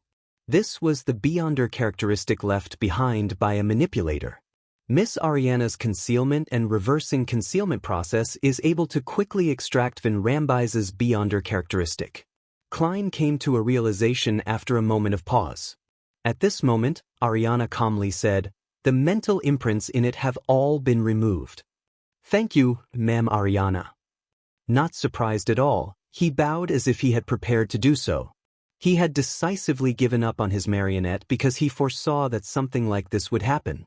In fact, his original plan was to bring Vin Rambus above the gray fog as a marionette, allowing him to use unshadowed crucifix to purge the manipulator, dreamwalker, hypnotist, and other beyonder characteristics out.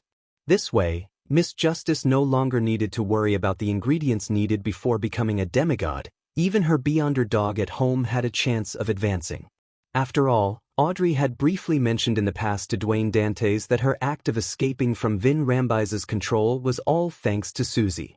But later on, he considered that there was no way he could bring Vin Rambus above the gray fog inside this world of concealment, as it would directly expose the fact that he was the fool under Ariana's watchful eyes. And once he left, no matter where he teleported to, there was a chance of being discovered by Adam because of Vin Rambis's existence. In that case, giving up a marionette in front of Ariana was undoubtedly a better choice. At least, this angel had a high chance of helping him remove the mental imprint on the beyonder characteristic. And none of these affected Klein's original plan. He could easily find some ingredients to make Vin Rambis's beyonder characteristic into a problematic potion. He would then pour it onto an ordinary item so that it could absorb the potion and transform. After obtaining such a sealed artifact and binding it with the unshadowed crucifix, he could obtain the corresponding beyonder characteristics by keeping track of the time.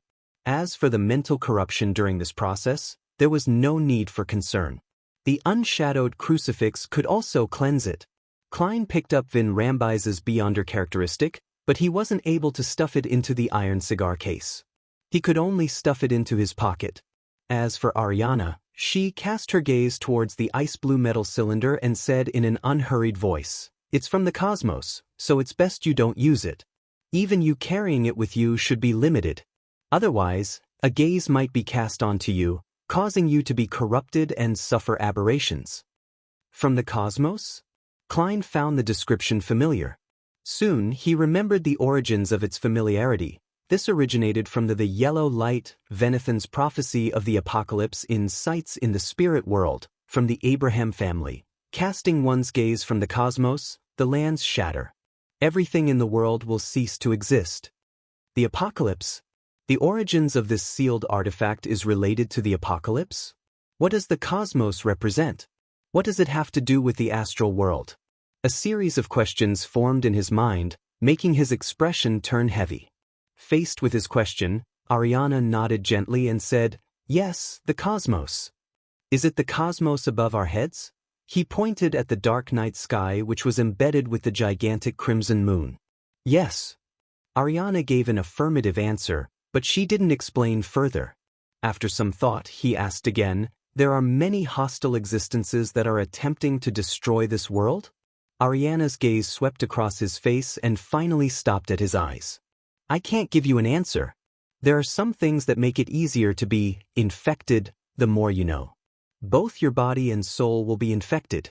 Once you become an angel, you can seek out the exact answer. The more I know, the easier it is to get infected." A chill ran down Klein's back. He didn't ask Rhodes earlier about the sealed artifacts that Vin Rambus possessed, because he was afraid that Adam would notice them if they left any traces behind. When facing a king of angels, no amount of caution was enough. Seeing that Ariana wasn't revealing anything else, Klein pointed at the ice-blue metal cylinder and asked, "How should we handle this item?" The description of the ascetic leader made him a little afraid of bringing the sealed artifact above the gray fog to disinfect. Ariana calmly said, "My suggestion is to sacrifice it to the goddess. Together with the contributions you have previously rendered, you can exchange them for what you want." Klein nodded slightly. "I understand." After expressing his gratitude, Ariana's figure was quickly erased and disappeared into the dark garden under the abnormally huge moon. And with that, the world of concealment collapsed. Klein observed for a few seconds before taking out candles and other ritual items he carried with him. He quickly set up an altar and sacrificed the ice-blue metal cylinder to the Evernight goddess. At the end of the ritual, amidst the howling winds, the burning ash of the herbs and the surrounding soil rose up and landed onto an empty spot on the altar. The ash and soil were connected, forming words. Sequence 3, Scholar of Yore. Main ingredients, Hound of Fulgrim pair of eyes.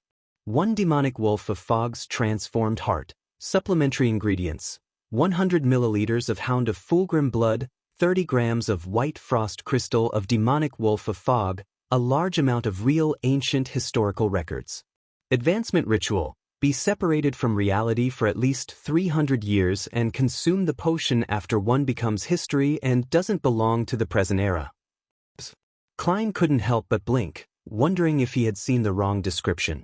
The description of not belonging to the present era made him think of a line in his honorific name, "The fool that doesn't belong to this era." "I've been hanging above the extraordinary door of light for more than 300 years. In a sense, have I already completed the ritual and am only waiting to consume the potion? The mysterious space above the gray fog really has a very close relationship with the seer pathway. Could it be the manifestation of the uniqueness?" Klein was momentarily delighted but also grim. This was because he didn't know if a price was exacted for such a bestowment. "Phew, I really want to jump to a neighboring pathway after becoming an angel to not follow whatever path was planned for me." For other Bizarro sorcerers, the hardest part about the advancement ritual is to live for more than 300 years. After all, this isn't a pathway that's known for having a long lifespan. Also, being separated from reality for 300 years easily drives one mad. For Bizarro sorcerers who are in a dissociative state, the risk of madness and losing control is quite significant. Klein looked at the Scholar of Yore's potion formula as thoughts couldn't help but flash through his mind. After an unknown amount of time, he ended the ritual and put away the corresponding items. As he walked out of the garden, the gigantic crimson moon and the pitch-black darkness faded away, disappearing inch by inch. Then he saw fresh autumn flowers and the sunlight shining above them. He also saw a blonde girl waiting in between the house and the garden. Audrey's eyes wore an elated look as the corners of her lips curled up unconsciously. Klein nodded at her before his figure was enveloped by scarlet flames. Elsewhere in the garden, there was another flame soaring in the air, but it wasn't obvious. When the flames dissipated, Gehrman Sparrow was gone. The remnants of the crimson moon and the night scenery vanished completely. Audrey fell into a daze for a few seconds before thoughtfully looking away and entering Viscount Glaint's residence. After she left in a carriage with Susie and the servants, she returned home and had a chance to be alone. As expected, she received the world's invitation for a meeting. Above the gray fog, inside the palace, Audrey looked at the world Gehrman Sparrow and calmly asked, what was Vin Rambis's true goal? She had long known from Gehrman Sparrow's calm composure that Vin Rambis had been finished off. Klein answered frankly. The first is to find out if there's a mastermind behind Zio and Furza's actions. Secondly, when the princes expressed their goodwill towards Earl Hall's family, the cue was for you to not be an obstacle. In essence, it's to create a fracture between the three major churches. With regards to this matter, Audrey had already discussed it with Mr. World before. There was no need to seek further explanations as she asked, "Then why was a demigod like Vin Rambus personally visiting me?" Klein smiled and said, "If you wish to deceive the guards arranged by Earl Hall, as well as hypnotize a hypnotist with great certainty without causing any commotion, a sequence 5 might not be capable of doing so. Therefore, it's best to send a demigod. Furthermore, you knew Vin Rambus and had interactions with him before, so your vigilance against him would be minimized. To be honest, if you weren't careful enough and had an unnoticeable helper like Susie, the whole matter would have gone on smoothly without you and I knowing until Monday." Justice Audrey didn't wear a thick mask. She smiled and sighed with mixed emotions. "So I'm already this powerful to the point of needing a demigod to be certain of success." He was even more powerful than I had imagined. "You actually hypnotized a demigod that's good at hypnotism," Klein praised with a smile. Audrey pursed her lips without realizing it and smiled. "That's mainly because of the fate siphon charm you gave me. My hypnotist potion seems to have completely digested as a result of this."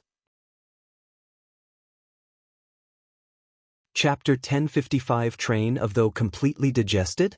That's understandable. This is the act of hypnotizing a demigod. Although it's thanks to the fate siphon charm, it only helped to open the door of the body of heart and mind. The subsequent consciousness manipulation and the cue planting needs to be done personally. If she weren't careful, she would trigger an intense rejection and would lead to failure. Acting done to the extreme would definitely accelerate the digestion process. Klein nodded gently and said in praise, "This is a good thing. It's even more so for the current situation." Audrey understood what Mr. World meant. In this storm that was sweeping around thanks to the angel of imagination Adam and King George III, even if she stood by the sidelines, she could sense her weakness and how powerless she was. She couldn't wait to improve herself. She tersely acknowledged and said, "I'll urge the son to give his conditions to complete the deal and try my best to advance to sequence 5. When the time comes, I hope that I can receive the protection of Mr. Fool and remain conscious in my dream." Having been prepared for this, Klein smiled and said, "Actually, you don't have to wait that long. I'll be able to sell you a Dreamwalker's Beyonder characteristic by tomorrow, and at the latest, Friday." As it was a private exchange, Klein didn't act as the world by deliberately making his voice hoarse. All he did was sound reserved. "Really?" Audrey's eyes widened, not concealing her surprise. Klein nodded and said, "It's actually from Vin Rambus. The new cross that Mr. Fool obtained can allow the Beyonder characteristics to be purged." He spoke very simply without explaining the actual steps. He maintained Gehrman Sparrow's unique coldness. "Is that so?" The corners of Audrey's lips curled up as she broke into a smile. She pressed against her chest and said, "Praise Mr. Fool dash. And thank you, Mr. World." A double token of gratitude. Klein chuckled inwardly and calmly said, "It's just a transaction. You need to pay for it," he lampooned to himself. Audrey maintained her smile and asked, "What do you need?" "For a sequence 5 Beyonder characteristic, £8,000. Klein chose something that Miss Justice could gather in the fastest time possible. Audrey didn't mind the price. She thought for a while before asking, "Can you sell the separated hypnotist characteristic to me as well?" When she said that, she smiled in embarrassment and said, "It's for Susie." The incident this time was resolved all thanks to her. Yes, the higher her level, the greater the help she can provide will be. "Well, I'll also help her." "No problem. £4,000. Having expected this, Klein directly named his price. In his plan, he could stop once the hypnotist was purged, doing so without continuing the separation process. Now, he would place the unshadowed crucifix together for a long period of time, allowing its remaining characteristics to take form. A total of £12,000? Audrey asked for confirmation, not feeling too much pressure. As she didn't have any major expenditures for the past few months, she only had £10,000 left. Just a little bit of economizing was enough to satisfy her needs. Seeing the world nod, she heaved a sigh of relief. I'll pay it before Friday. After closing the deal, her mood became better with Vin Rambus having been killed. She asked as though she was chatting, I'll also buy the complete brain of an adult mind dragon from the sun as well. However, I won't be in such a rush. Susie won't be able to digest the hypnotist potion so quickly. At this point, she glanced shyly at Mr. World. What needs to be exchanged for Vin Rambis's demigod characteristic? Klein laughed and replied, I still don't know what I'm lacking. In fact, other than the manipulator characteristic from Vin Rambus, I also have the corresponding potion formula. While you digest the Dreamwalker potion, I'll slowly think about what I need, and I'll get you to do certain things and gather some materials so that you can make sufficient contributions to exchange for them. Upon hearing these words, Audrey's green eyes lit up. All right. After her reply, she asked with interest, is this the same as how Zio contributes to MI9? Yes, it's also the same method that the various major churches use. Klein gave an affirmative answer. Audrey nodded and curiously asked, Mr. World, do you know the name of the high-sequence Beyonder potions of the Spectator pathway? Klein answered simply, Manipulator, Dreamweaver, Discerner, Author, and Sequence 0 Visionary. Hearing the names makes me look forward to them, especially Author and Visionary. Audrey fantasized for a few seconds before diverting the topic back on track. Did Vin Rambus say what the king's secret is? Also, why are they helping the king? She was partially asking for Zio, but on the other hand, she was also concerned herself. The king's secret? He wishes to bypass the 3 major contracts the royal family signed with the Orthodox churches and become a demigod. For this, he needs to use many sacrificial rituals to gain control of some important object inside the Blood Emperor's ruins.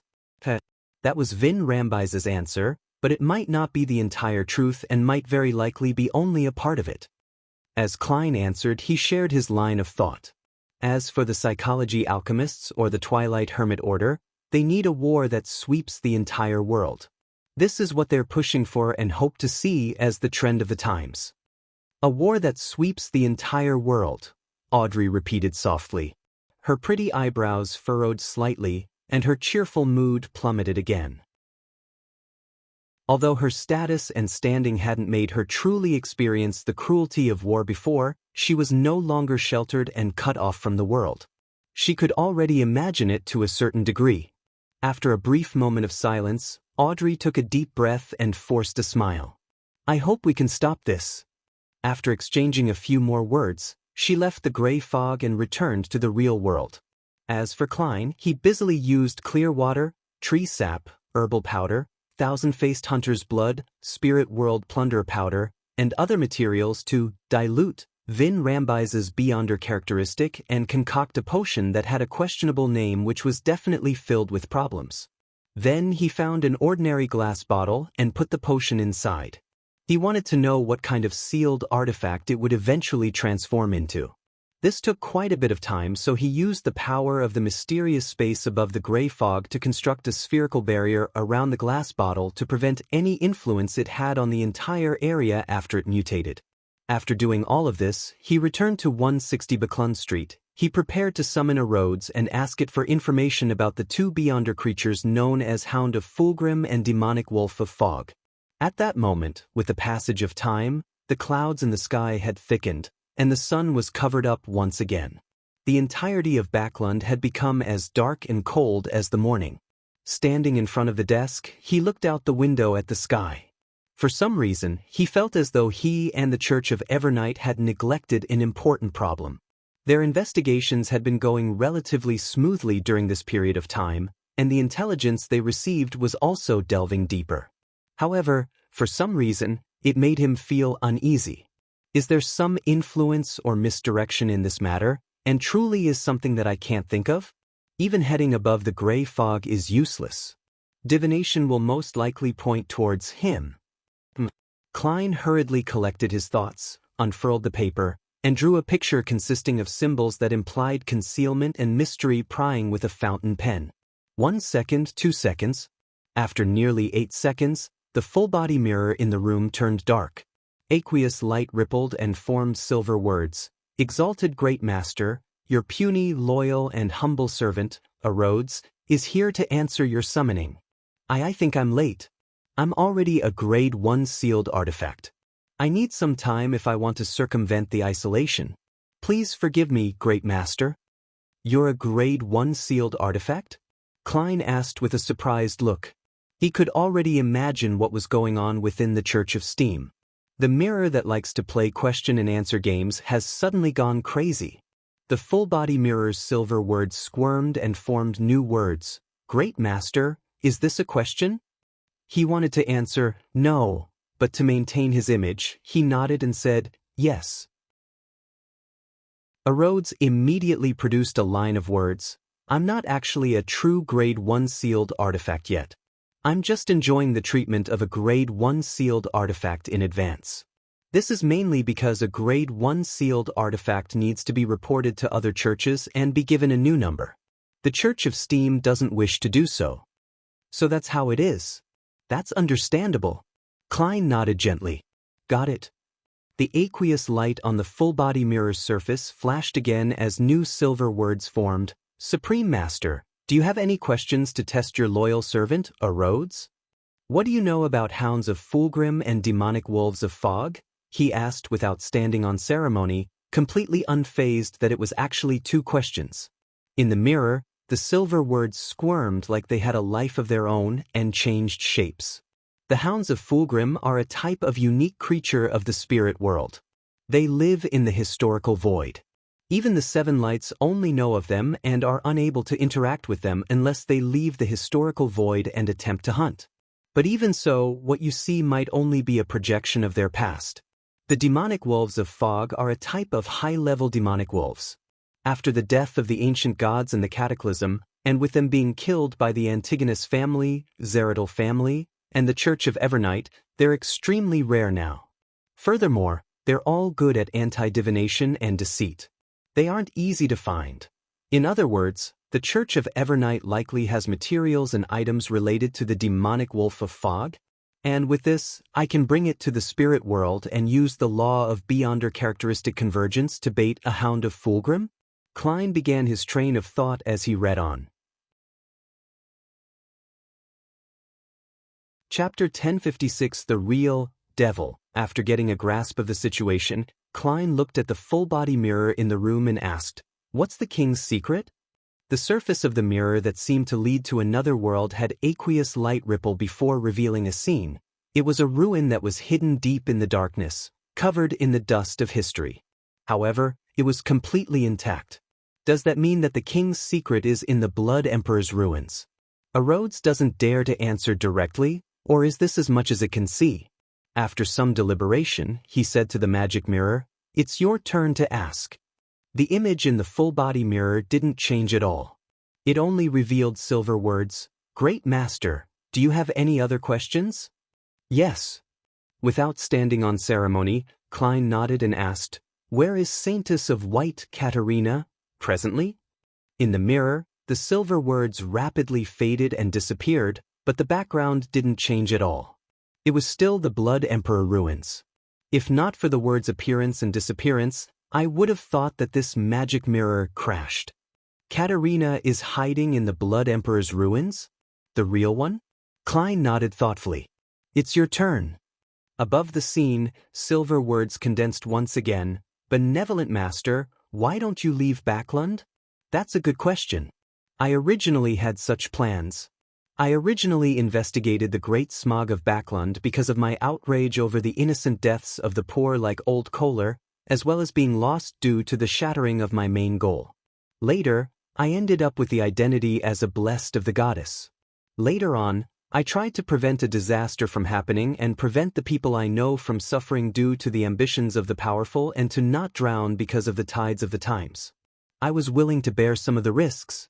As for now, knowing that there might be a war that would sweep the entire world, and discovering that the advancement ritual of Scholar of Yore is practically tailor-made for me, with signs of things being arranged, I've already come to a realization that I might not be able to escape even if I tried. Or should I say that I'm unlikely to escape my destiny even if I were to flee Backland? In that case, I might as well take the initiative to face the risk head on and see if I can figure out the truth and find a chance to survive, grasping my fate in my own hands. Klein's thoughts kept churning before they settled. Following that, he calmly replied, "Leaving can't really solve the problem." With that, he asked, "Where is Trissy now?" The full-body mirror finally changed the depicted scene. This time, it was pitch black. Occasionally, thick objects would slip across the surface. Rhodes also can't see Trissy's situation. Klein nodded slightly and said, "It's your turn to ask."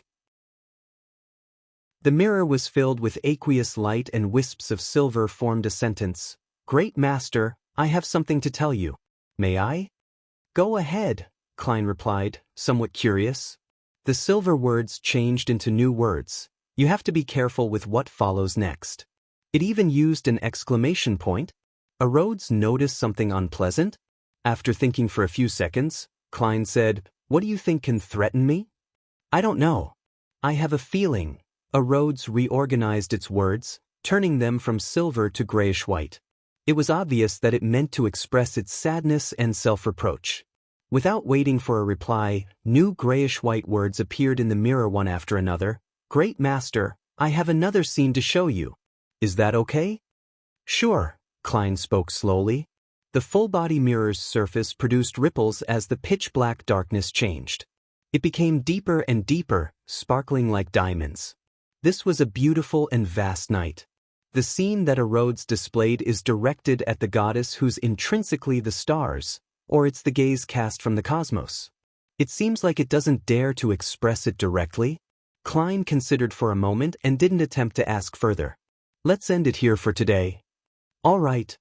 The grayish-white words were once again dyed with silver as the speed at which they appeared had slowed down for some reason.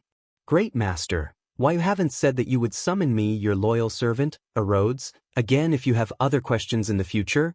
It's a mirror that needs to follow procedure," Klein said in amusement. "Of course, I'll summon you again when I have other questions." "Yes, Master." "Goodbye, Master." The silver words on the mirror returned to their normal speed, forming a hand that kept waving. After everything returned to normal, Klein burned the paper with the summoning symbols and drew the curtains. He once again stared at the cold and dark sky. Empress Burrow, in a small Evernight cathedral. Zio and Furs received Miss Justice's update thanks to Mr. Fool, and they knew that the problem had been resolved. They roughly understood what the king's secret was. Truly impressive. Furs, who believed in the god of steam and machinery, opened her eyes in the dark and quiet prayer hall, turned her head, lowered her voice, and sighed. She originally wanted to directly say that Mr. World or Gairman Sparrow was truly impressive, but she no longer wanted to make such a mistake. The past week made her feel like she had been in the mysterious world for more than 10 years. Zio opened her eyes as well, but she first drew a crimson moon on her chest, a form of showing her penitence towards her disrespect for the goddess. "Yes, that's..." Before Zio could finish her sentence, the message she tried to convey reached Furs. What she wanted to say was that Vin Rambus was a true demigod, but from the time she and Furs entered the cathedral, less than 10 minutes had passed, yet he had been finished off by Gairman Sparrow. As saints, there was such a huge gap. Perhaps it's the blessings of an angel. With her experience in supernatural events and writing novels, Furs made a vague guess. As the prayer hall was dark and quiet, making it unsuitable for communication, Zio didn't directly respond to Furs's words. She nodded, stood up, and walked into the aisle.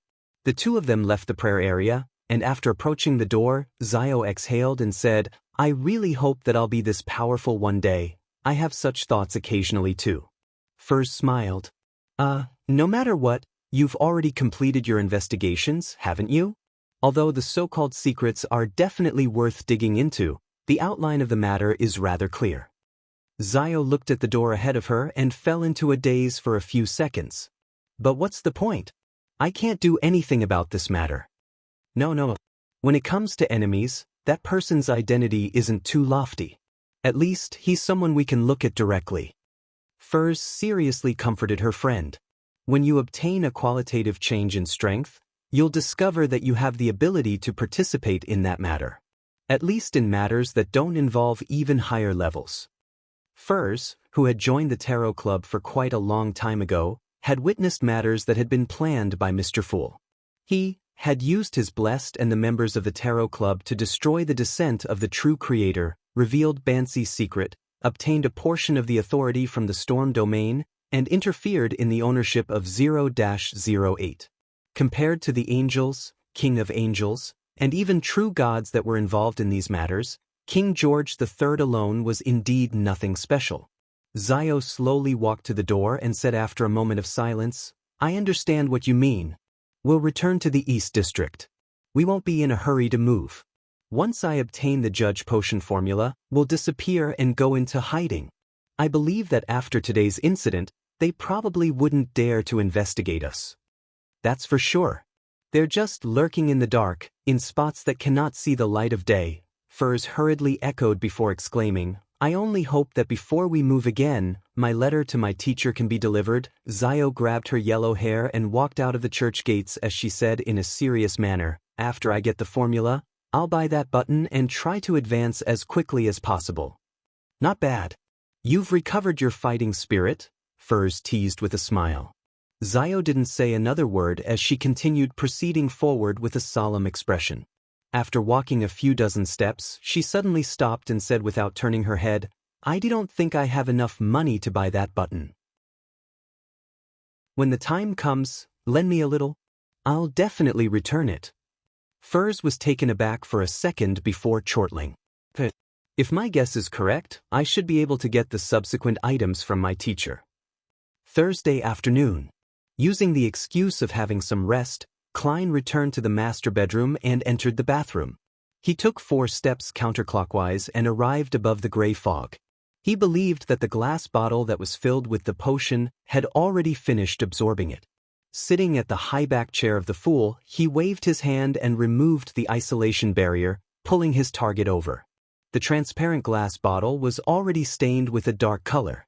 It had a mesh pattern on its surface which shimmered slightly, giving off an artistic flair. It was empty inside, with not a single drop of the potion remaining. The spacious bottle's mouth was covered with a layer of mist that glowed.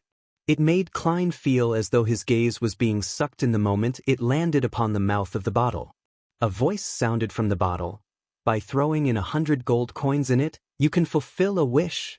By throwing in 100 gold coins in it, you can fulfill a wish." Who did you learn this from? I have to say, this monotonous statement does have some hypnotic effect. Throwing in 100 gold coins would be akin to opening the doors of the body of heart and mind and becoming the bottle's slave. Klein did a simple analysis before beckoning for the unshadowed crucifix. Using the pressure brought about by the gray fog, he stuffed it into the bottle's mouth. "You devil!" The voice in the bottle screamed shrilly before it was miserably blocked by the gray fog. Chapter 1057 The Extraordinary and the Ordinary. After dealing with the mutated glass bottle, Klein took out his golden pocket watch, opened it, took a look, and took note of the time. He had to return 3 hours later and separate the unshadowed crucifix from the bottle of slavery. Only then could he obtain a single manipulator's Beyonder characteristic, and not a product that was mixed with the previous sequence's Beyonder characteristics. "It feels like I'm doing an experiment." Klein nodded slightly, put away his pocket watch, and returned to the real world where he had his actual afternoon nap. At 4 in the afternoon, his valet, Enuni, knocked on his employer's door under Butler Walter's watch. "What's the matter?" In his pajamas, Dwayne Dantes rubbed his forehead and opened the bedroom door. Enuni bowed and said, "Sir, you accepted Madame Rihanna's invitation for high tea the night before. It's today." Klein looked at Butler Walter and said, "All right, give me 15 minutes to prepare." Then he instructed his valet, Enuni, "Come in and help me change my clothes." When only he and his marionette were left in the room, he controlled the latter to bring out clothes suitable for high tea, taking glances at the wall clock from time to time. After about 10 minutes, after tying his bow tie and putting on his coat, He took 4 steps counterclockwise and headed above the gray fog. At that moment, 3 hours had passed since he last entered. Placed at the end of the long bronze table, the mutated glass bottle which had been firmly bound to the unshadowed crucifix with the gray fog's power no longer had the twinkling mesh, looking as though it went from being a piece of art to a common item on the street. At the bottom of the glass bottle was a large amount of grayish-white matter that had been purged. It flowed freely, forming a heart-shaped object the size of a child's fist. Not only were there wrinkles on it, but there were also cracks that resembled eyes. As for the complicated, three-dimensional, illusory patterns, labels, and symbols that extended into the void, they were nearly identical to Vin Rambise's Beyonder characteristic that Klein had seen from before. It's just a little different. Klein released the gray fog suppression and took out the unshadowed crucifix from the bottle mouth. With this step, the item that was purged out was completely separated from the mutated glass bottle, becoming complete and independent. Klein reached out his left hand to pick up the item that resembled both a heart and a brain, and after examining it for a few seconds, he threw it into the junk pile and allowed the gray fog to envelop it. At this moment, a weak voice sounded from the mutated glass bottle. "You, devil!" Klein didn't respond as he thrust the unshadowed crucifix back in with his right hand, using the power of the gray fog to press down on it. And with that, the ancient palace returned to its tranquil state. After returning to the real world, Klein put on his top hat, held his cane, and left 160 Buckland Street on his carriage. He headed for Member of Parliament Mach's residence at Unit 39. Inside an elegant activity room at Member of Parliament Mach's house, a few guests sat around an intricate 3-tiered tray. In front of them was a cup of charming black tea. Klein took a small cucumber sandwich and took a small bite. Half-jokingly, he shared his true feelings. The desserts today seem very unique. Be it the carrot cake or cream puffs. Mach laughed when he heard that. "Dwayne, your observation skills are truly impeccable." This has nothing to do with one's observation skills. As long as one isn't blind, it's impossible not to tell that the shapes are all banged up, he lampooned silently before saying, "It sounds like something remarkable." "Of course, it's personally made by Hazel. You can try it later. Although she can't control its appearance effectively, it really does taste good," Mach said proudly. By the side, Portland Moment, who was the Backlund University of Technology's chancellor, laughed and said, "This doesn't sound like the Hazel I know." Mach glanced at Ma'am Rihanna and said in satisfaction, "Everyone grows up, right? Hazel has really matured recently. Not only is she willing to learn those classes in preparation for socializing and marriage that she used to hate, and occasionally makes desserts and plays music for us, but she'll also frequently offer to accompany her mother to attend musicals, horse racing matches, shop at the departmental store, and listen silently by the side at all kinds of saloons and balls." According to Miss Justice, Hazel's treatment progress has reached a point where she can recall the terrible shock and pain she had suffered. Although it's just a direct sense of the emotions and doesn't involve the exact sequence of events, it's enough to make her dream of losing her parents and relatives. This made her learn to cherish her family. For this, she has decided to change herself to a certain extent? Klein nodded in thought and said with a smile, "That's excellent." "Indeed," Mach replied while full of emotion, "I was worried about her personality, worried that she wouldn't have a good marriage and be unable to date people in our circle.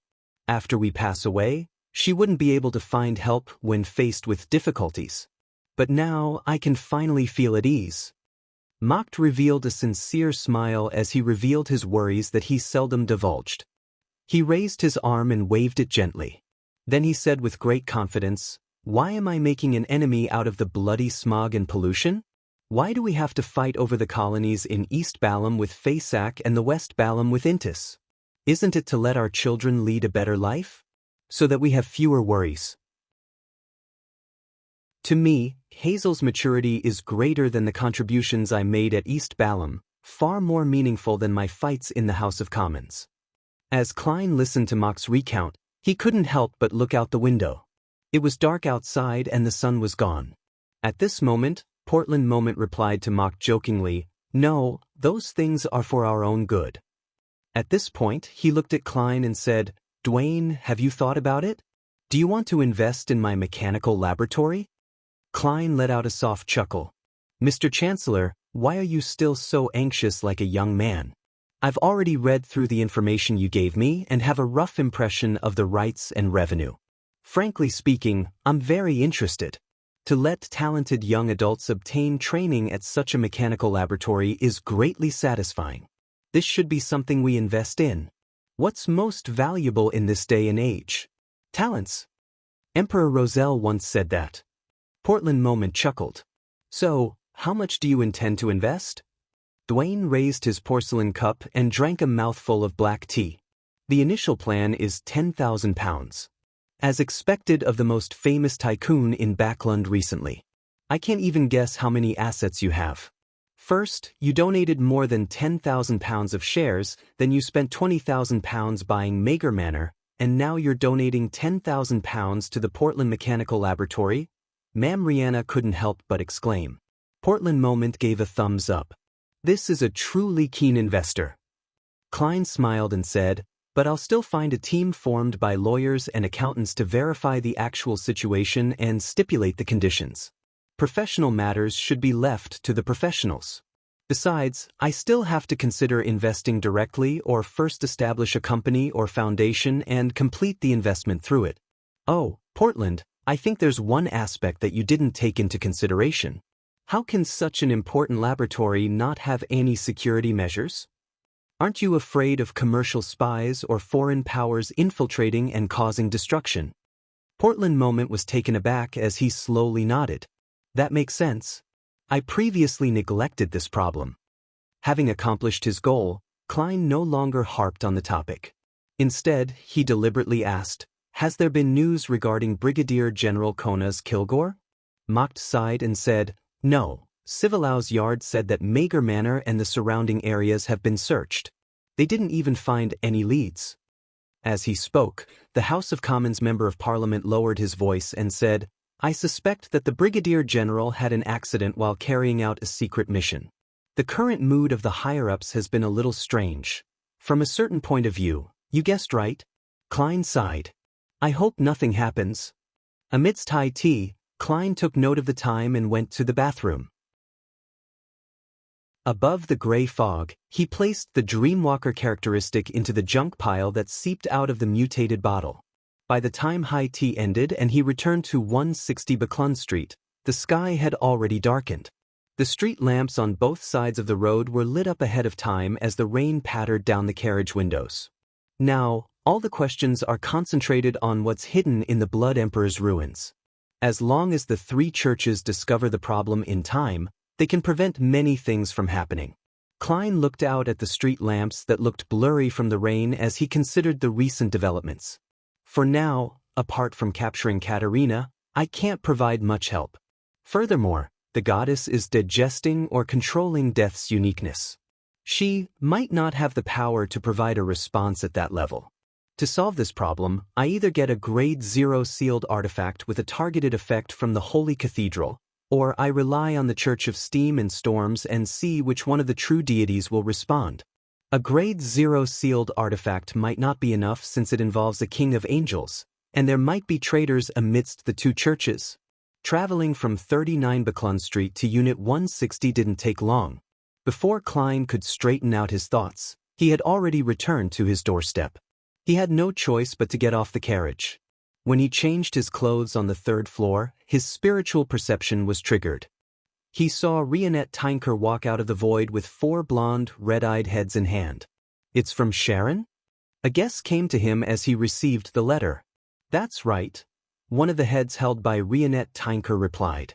Without another word, Klein opened the envelope and unfurled the piece of paper. There was only one line on it. We'll take action at 10 tonight. Chapter 1058 A Tool/Beat tonight at 10. Looking at Miss Messenger, who stayed in place, Klein walked to the desk and wrote, I'll be on time. In addition, the situation in Backlund has become tense recently. Make sure to keep the matter under control. After reminding Sharon, Klein folded the letter and took out a gold coin and a rectangular diamond that kept refracting light. This is a yesterday once more charm. It can allow you to temporarily borrow powers from your past self. Klein handed the 3 items to Rionette Tynker. One of the blonde, red-eyed heads in Rionette Tynker's hands opened its mouth and bit down on everything. The remaining 3 said, "Why, give me. Count it as part of the remuneration I'll be paying in advance," Klein said with an ordinary smile. Arodza's reminder made him feel that it was imperative to make more preparations. Rionette Tynker didn't ask further.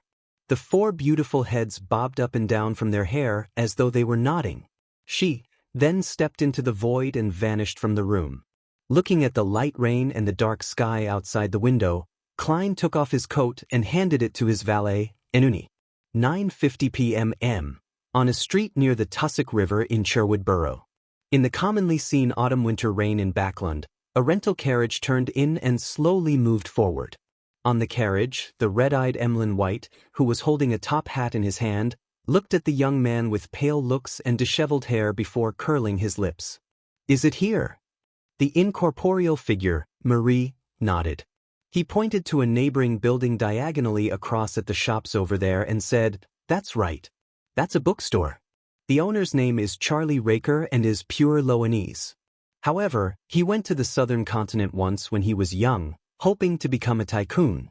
There, he became a member of the Rose School of Thought and a believer of the Chained God. He was later sent back to Backlund and was made to gather intelligence, as well as provide assistance to the other Rose School of Thought members who are executing other missions. We've been watching him for a while and wish to finish him off and sever the source of intel for the Rose School of Thought so that we can create a better living environment for ourselves. However, we ultimately held back." Emlyn smiled and said, "The facts have proven that tolerance can indeed be exchanged for better results. To be honest, your performance is quite different from what I imagined for a Temperance faction wraith. I thought you would be very terse." Marie glanced at the vampire who was already a viscount. Different people have different personalities. And temperance is only meant to control excessive desires. I'm afraid you wouldn't understand and that it would affect the final result of the mission if I didn't explain this matter too clearly. That way, the desires that need temperance will exceed the limits of what it should be. Although it's very philosophical, there's no need to use me as an example. Emlyn leisurely leaned against the wall and looked at him. Continue with the previous topic. Marie looked out the window again. In Charlie Raker's house is a female servant from the Paz Valley. She's also a member of the Rose School of Thought. In addition, in the 2 houses diagonally opposite to Raker's house lives a widow and a male alcoholic. They're believers of the Chained God, and they would transmit information to the Rose School of Thought at critical moments. The thing you need to do is to secretly monitor these 3 people while we're dealing with Charlie Raker. Through the information sent, you'll be able to lock onto the person in charge of the Rose School of Thought in Backlund. Of course, we'll definitely give Charlie Raker some opportunity to seek help or send out a signal." Emlyn nodded slightly and said, "I understand." He then turned his head to look at the sky, which had dark clouds that blanketed it, blocking out the crimson moon. He turned the ring with the ghostly blue gem on his ring finger. This was the Oath of Rose ring. It allowed Earl Mistral to share his sense of sight, hearing, and smell. This ring went around one big circle and ended up back in Emlyn's hands. Of course, it was only temporary. As such, Earl Mistral had already heard what Marie had said and shared it with the other Sanguine participants. Emlyn originally believed that although he was only the intermediary who was in charge of communication and didn't play an important role, even if that were the case, he felt that he was able to showcase some of his spells as a Scarlet Scholar, allowing him to pass the information in a really cool and elevated manner in front of Wraith Marie. To his surprise, he didn't need to do anything. All he needed was to be on scene wearing the ring. This made him very depressed. He felt that he was purely a tool. Without being a demigod, I'm not qualified to directly participate in many things, much less to save the race. At that moment, Emlyn felt a little impulsive. He felt that his level wasn't worthy of his secret identity and that he was unable to bear the responsibilities he needed to bear.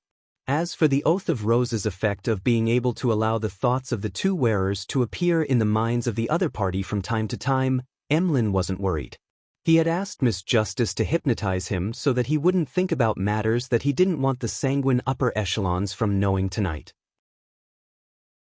Just as he had this thought, he suddenly heard Earl Mistral's voice. Arrogance, childish, naive. This is a particular thought of Earl Mistral that was transmitted by Oath of Rose. Emlyn scoffed inwardly as he began chanting a name. Ernst Boyer. Ernst Boyer. This Viscount had been hypnotized under the protection of Earl Mistral and had been volunteering at the Harvest Church for a long time. At that moment, Marie glanced at Emlyn's expression and nodded. Your current attitude is reassuring. Very serious, very solemn, and very focused. Emlyn was first taken aback before he curled his lips slightly. Thank you. The second floor of the bookstore was Charlie Raker's house. This businessman was over 50 years old, and his parents had long passed away. Despite being never married, rumors had it that he had a few illegitimate children, but none of them lived with him. After instructing the servants to check if the house's windows were locked, he returned to his bedroom and poured himself a cup of red wine. He sat on the sofa and savored it in a relaxed manner. He was used to drinking some wine before sleeping. When he finished the red wine, Charlie Raker stood up and walked towards the bathroom. When he passed by the full-body mirror in the bedroom, he casually took a glance, and his body suddenly froze up. In the mirror, his face had unknowingly turned abnormally pale. His eyes were protruded, and blood was seeping from the edges. The corners of his lips were slightly red. As a member of the Rose School of Thought, Charlie Raker wasn't unfamiliar with such a situation. He didn't scream or run recklessly like ordinary people. Instead, he raised his right hand and extended it to his chest. Just as he touched the accessory he was wearing, his body felt like it had fallen into an unmeltable icy abyss. It was cold from the inside to the outside. The cold seemed to have a life force of its own as it expanded rapidly and covered every corner of Charlie Raker's body. It made him feel like his joints and muscles no longer belonged to him as they began to abide by the commands of others. At that moment, it was as if there was another person in his body. It was cold and blurry, filled with malice. It directly took over everything other than his thoughts. At the same time, Charlie Raker saw new changes to his body in the mirror. Two figures appeared in his eyes. One was a young man in a white shirt and black vest. With his right hand having made contact with the object at his chest, a bright light flashed in front of him. The light seemed to come from a miniature sun, casting light and heat in every direction. Charlie Raker immediately felt warmth and was no longer controlled by the cold in his body. He blurted out a word, "Cleanse." The miniature sun in front of his chest burned intensely. It was like warm water that surged into his chest, forming ripples. With that, Charlie Raker regained control of his body and gave up on the door. Instead, he ran towards the window. The curtain wasn't drawn, and it was drizzling outside, dimming the street lights outside. Tut, tut, tut. When Charlie Raker walked past the carpeted coffee table area, he suddenly stumbled and nearly fell. The carpet seemed to come alive as it wrapped around his ankles. Bang! The coffee table flew up, and the porcelain teacup and all sorts of documents landed on Charlie Raker's face. It shattered to pieces, turning into a strange dismembered puppet. Suddenly, Charlie Raker's figure appeared elsewhere as he continued running with a sense of fear lingering in his heart. He had never hated his bedroom for being this big before. Tut, tut, tut. Fountain pens shot randomly, and paper swatted around as Charlie Raker finally ran to the window. As a devout believer, he didn't break out of the window immediately. Instead, he held the curtain and pulled it. At the same time, he pressed his other hand onto the gas pipe. A layer of white frost instantly formed on the black metal surface. The glass window in front of Charlie Raker shattered as every piece of glass flew out like a bullet and hit the merchant's face, piercing through his perfectly fine skin. It caused blood to gush out at his neck. Charlie Raker's eyes darkened, and he fell back weakly. During this process, he screamed and yelled, but his voice couldn't be heard beyond the room. At this moment, in another room, a maid from the southern continent could clearly see the light from the gas wall lamps shaking. She immediately turned her head and looked towards where her employer was only to see that the gas pipes there were covered in white frost.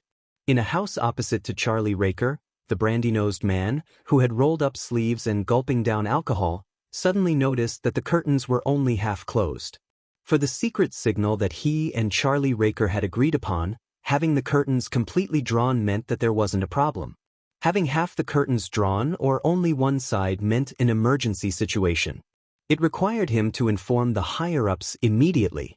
He abruptly stood up.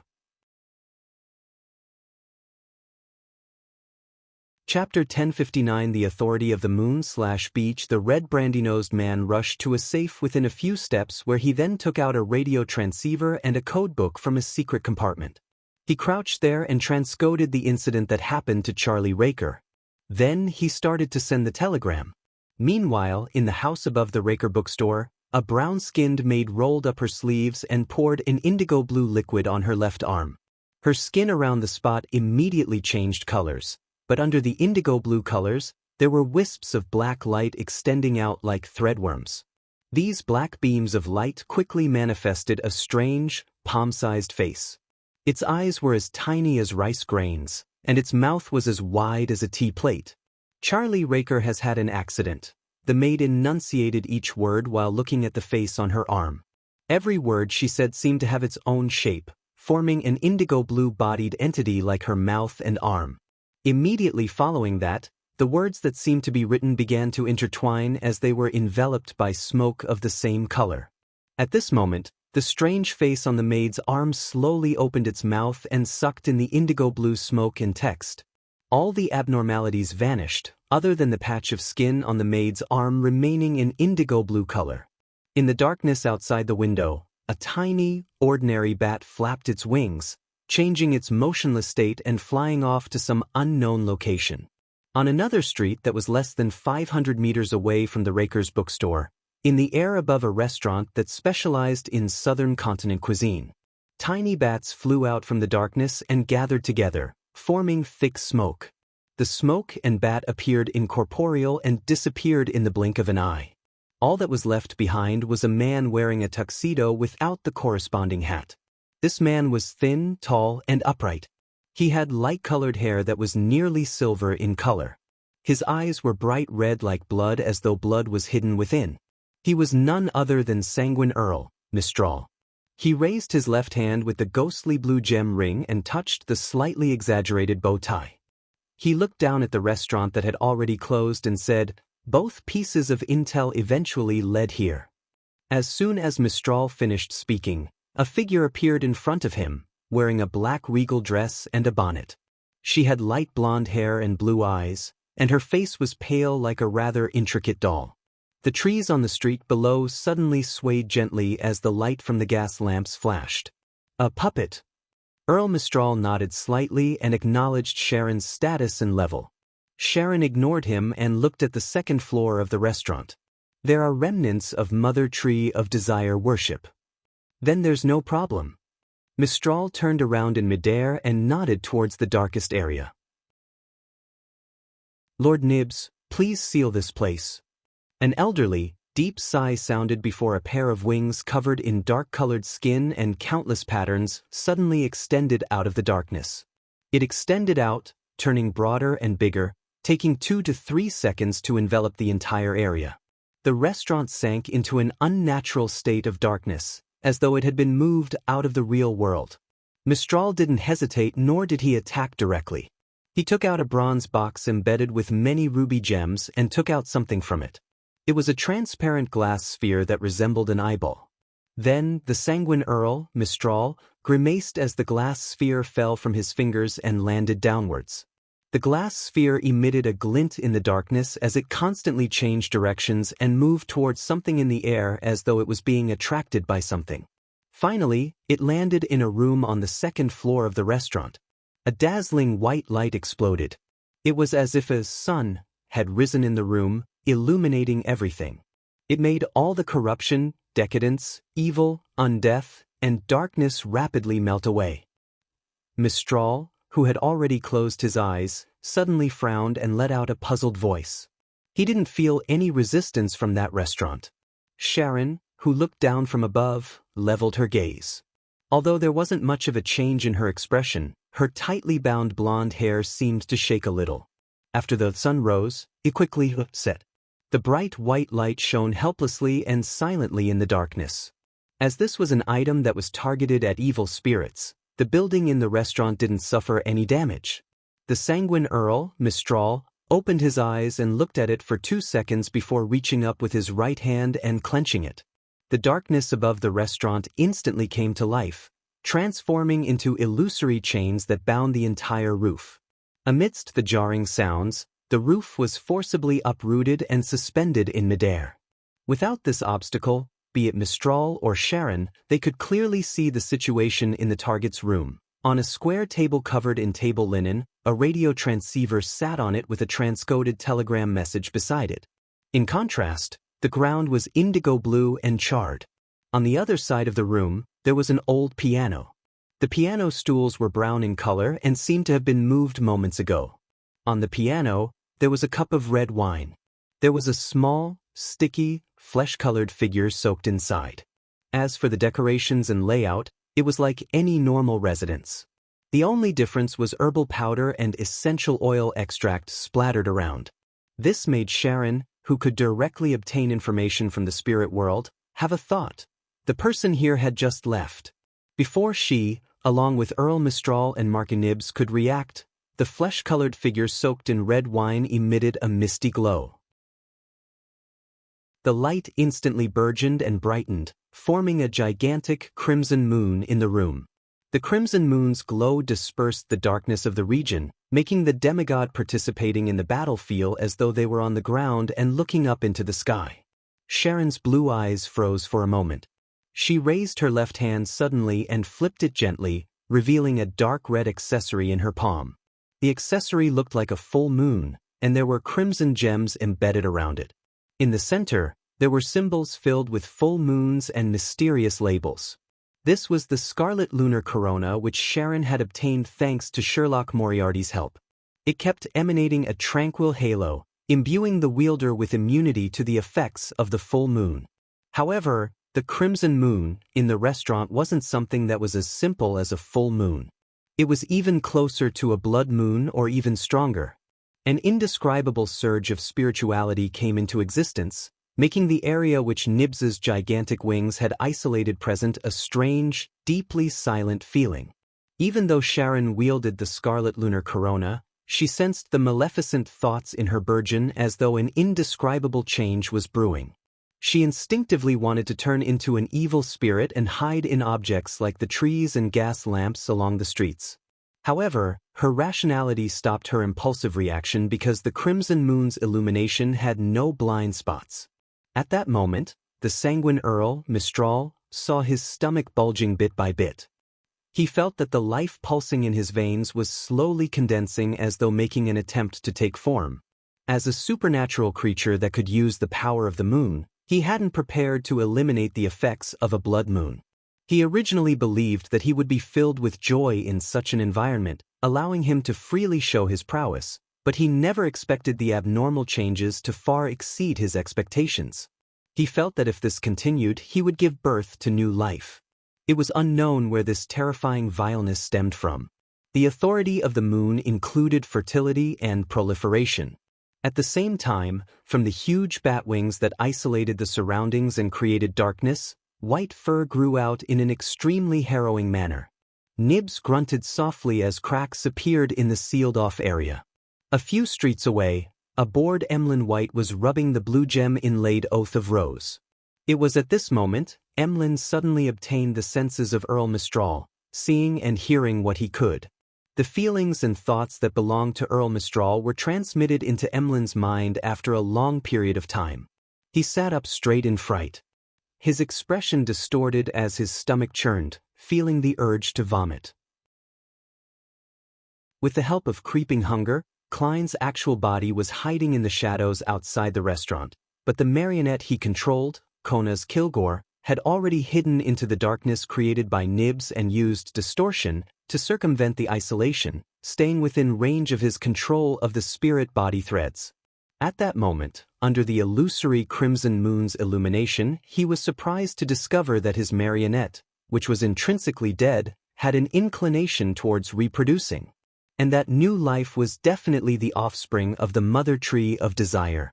Sis sanguine ancestor Lilith, as mentioned in the legends of the City of Silver, as well as the manifestation of the primordial moon which Emlyn has mentioned before.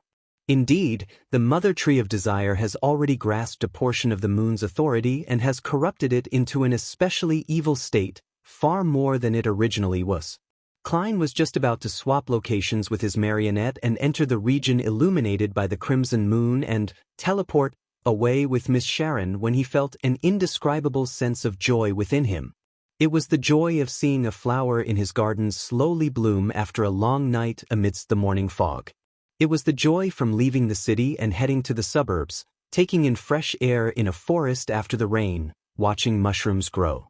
It was the joy of seeing everything grow healthily with new life descending upon the world. The white fur on the huge bat wings fell off completely as Earl Mistral's protruding belly shrank back.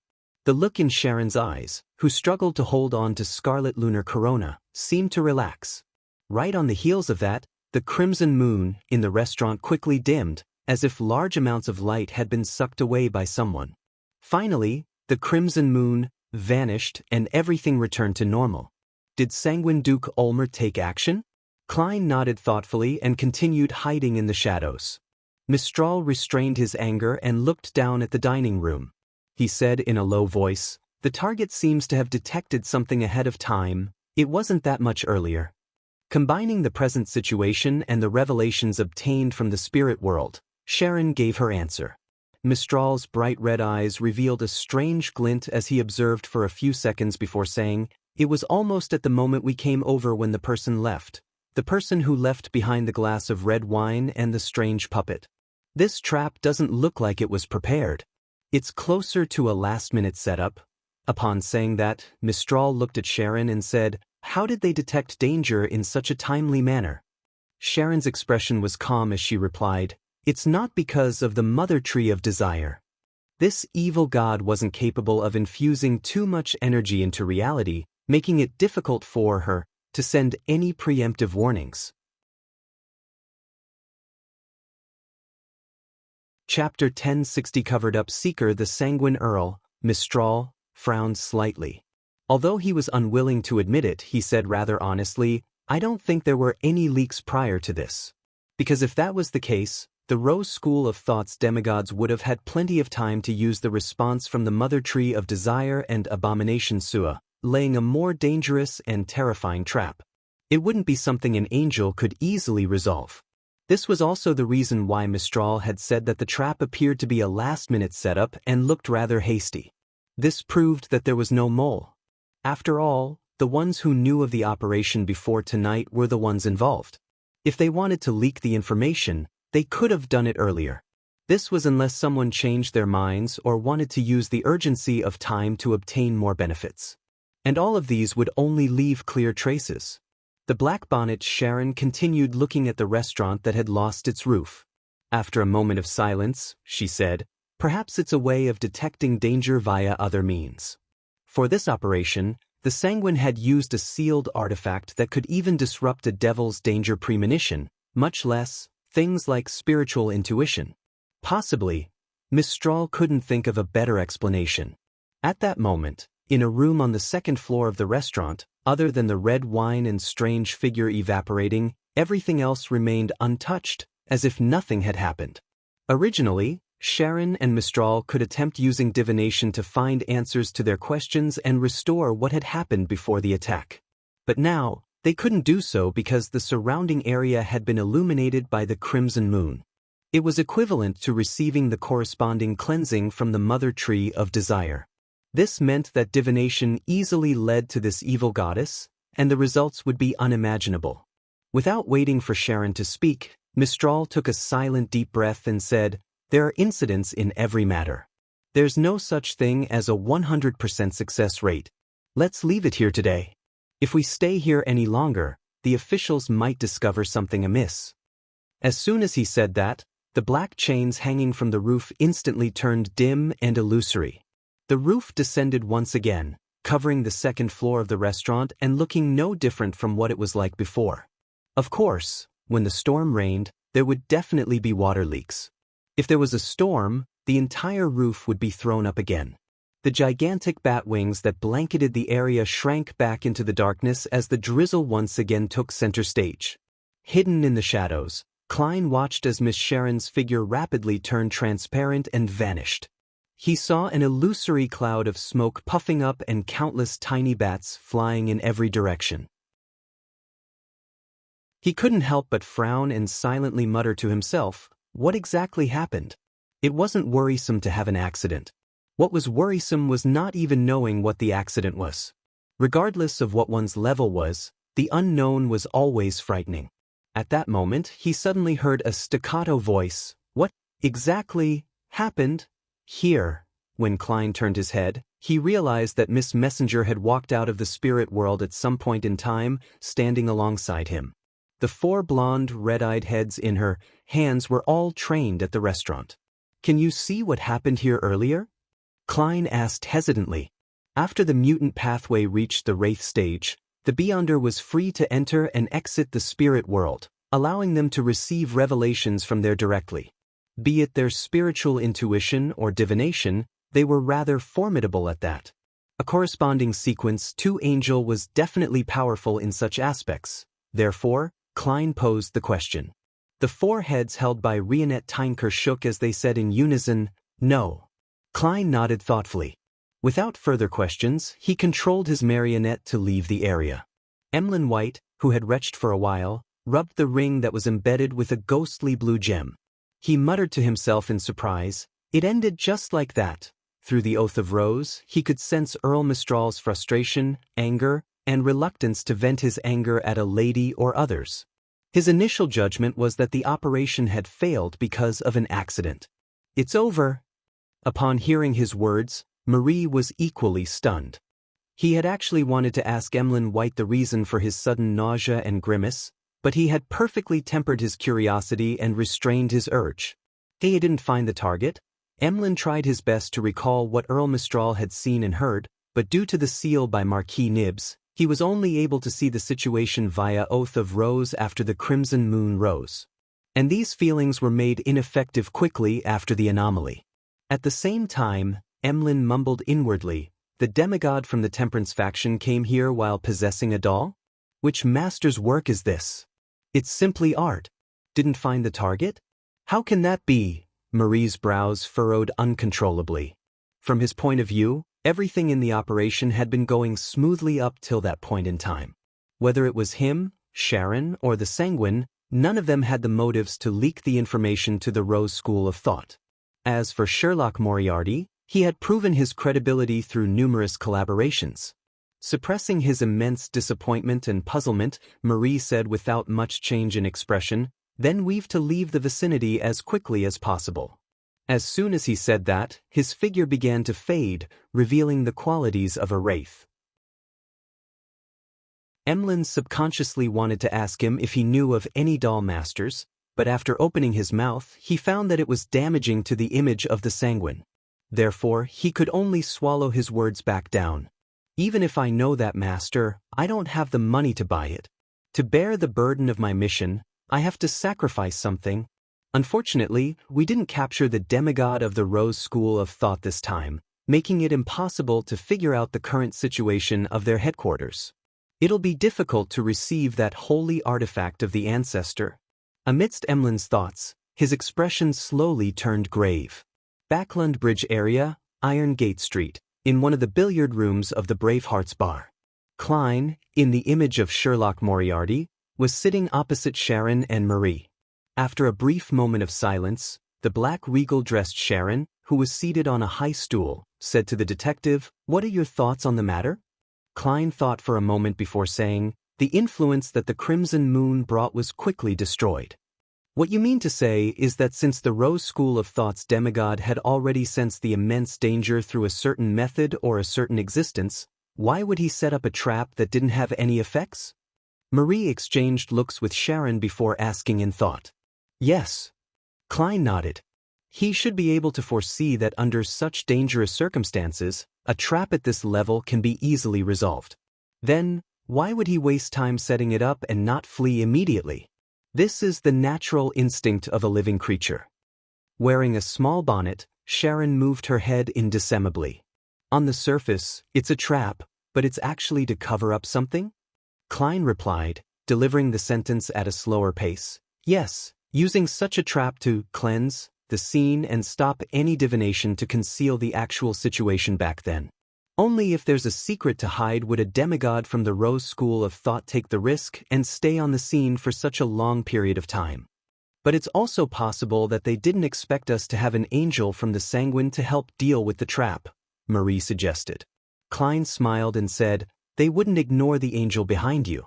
For you to have launched a surgical strike on the concealed Rose School of Thought members in Backlund, you must have defectors who know them well. He was referring to the existence of Rionette Tynker. What secret would they need to cover up? Sharon seemed to accept Klein's suspicion as she sat upright and asked. Klein shook his head. There are too many possibilities. Perhaps they discovered the secret of the attack in time. Perhaps they were planning on plotting something in Backlund. Having said that, Klein tried to consider if the Rose School of Thought was associated with the current tense situation in Backlund, but he realized that there was no place for them. Be it the orthodox deities or the evil gods, they were unlikely to work with the Mother Tree of Desire. This puzzled Klein even more. He didn't know what kind of unknown accident such an unknown factor would brew. He paused for a moment as he swept his gaze across Sharon's and Marie's faces. In short, we need to be careful and cautious. We need to avoid coming here as well. Yes, under the premise that you can ensure your own safety, try to monitor other members of the Rose School of Thought again and see if we can figure out the secret they're hiding. Thank you. Sharon's figure floated up and bowed. Marie did the same. The scarlet flames soared up as Klein vanished from his spot. According to the agreement, as he didn't have the chance to take action, the only remuneration he received was one free instance of help from Rionette Tynker. After returning to 160 Backlund Street, Klein took off his clothes and went to bed early, hoping to wake up early. Suddenly, he heard a series of illusory pleas. It was from a woman. Miss Justice? With a guess, he nodded and entered the bathroom. He took 4 steps counterclockwise and went above the gray fog. As he had expected, the supplicant was Justice Audrey. This lady had gathered £12,000 in cash, hoping that Mr. Fool could transfer it to Mr. World to complete the transaction of the Dreamwalker and Hypnotist Beyonder characteristics.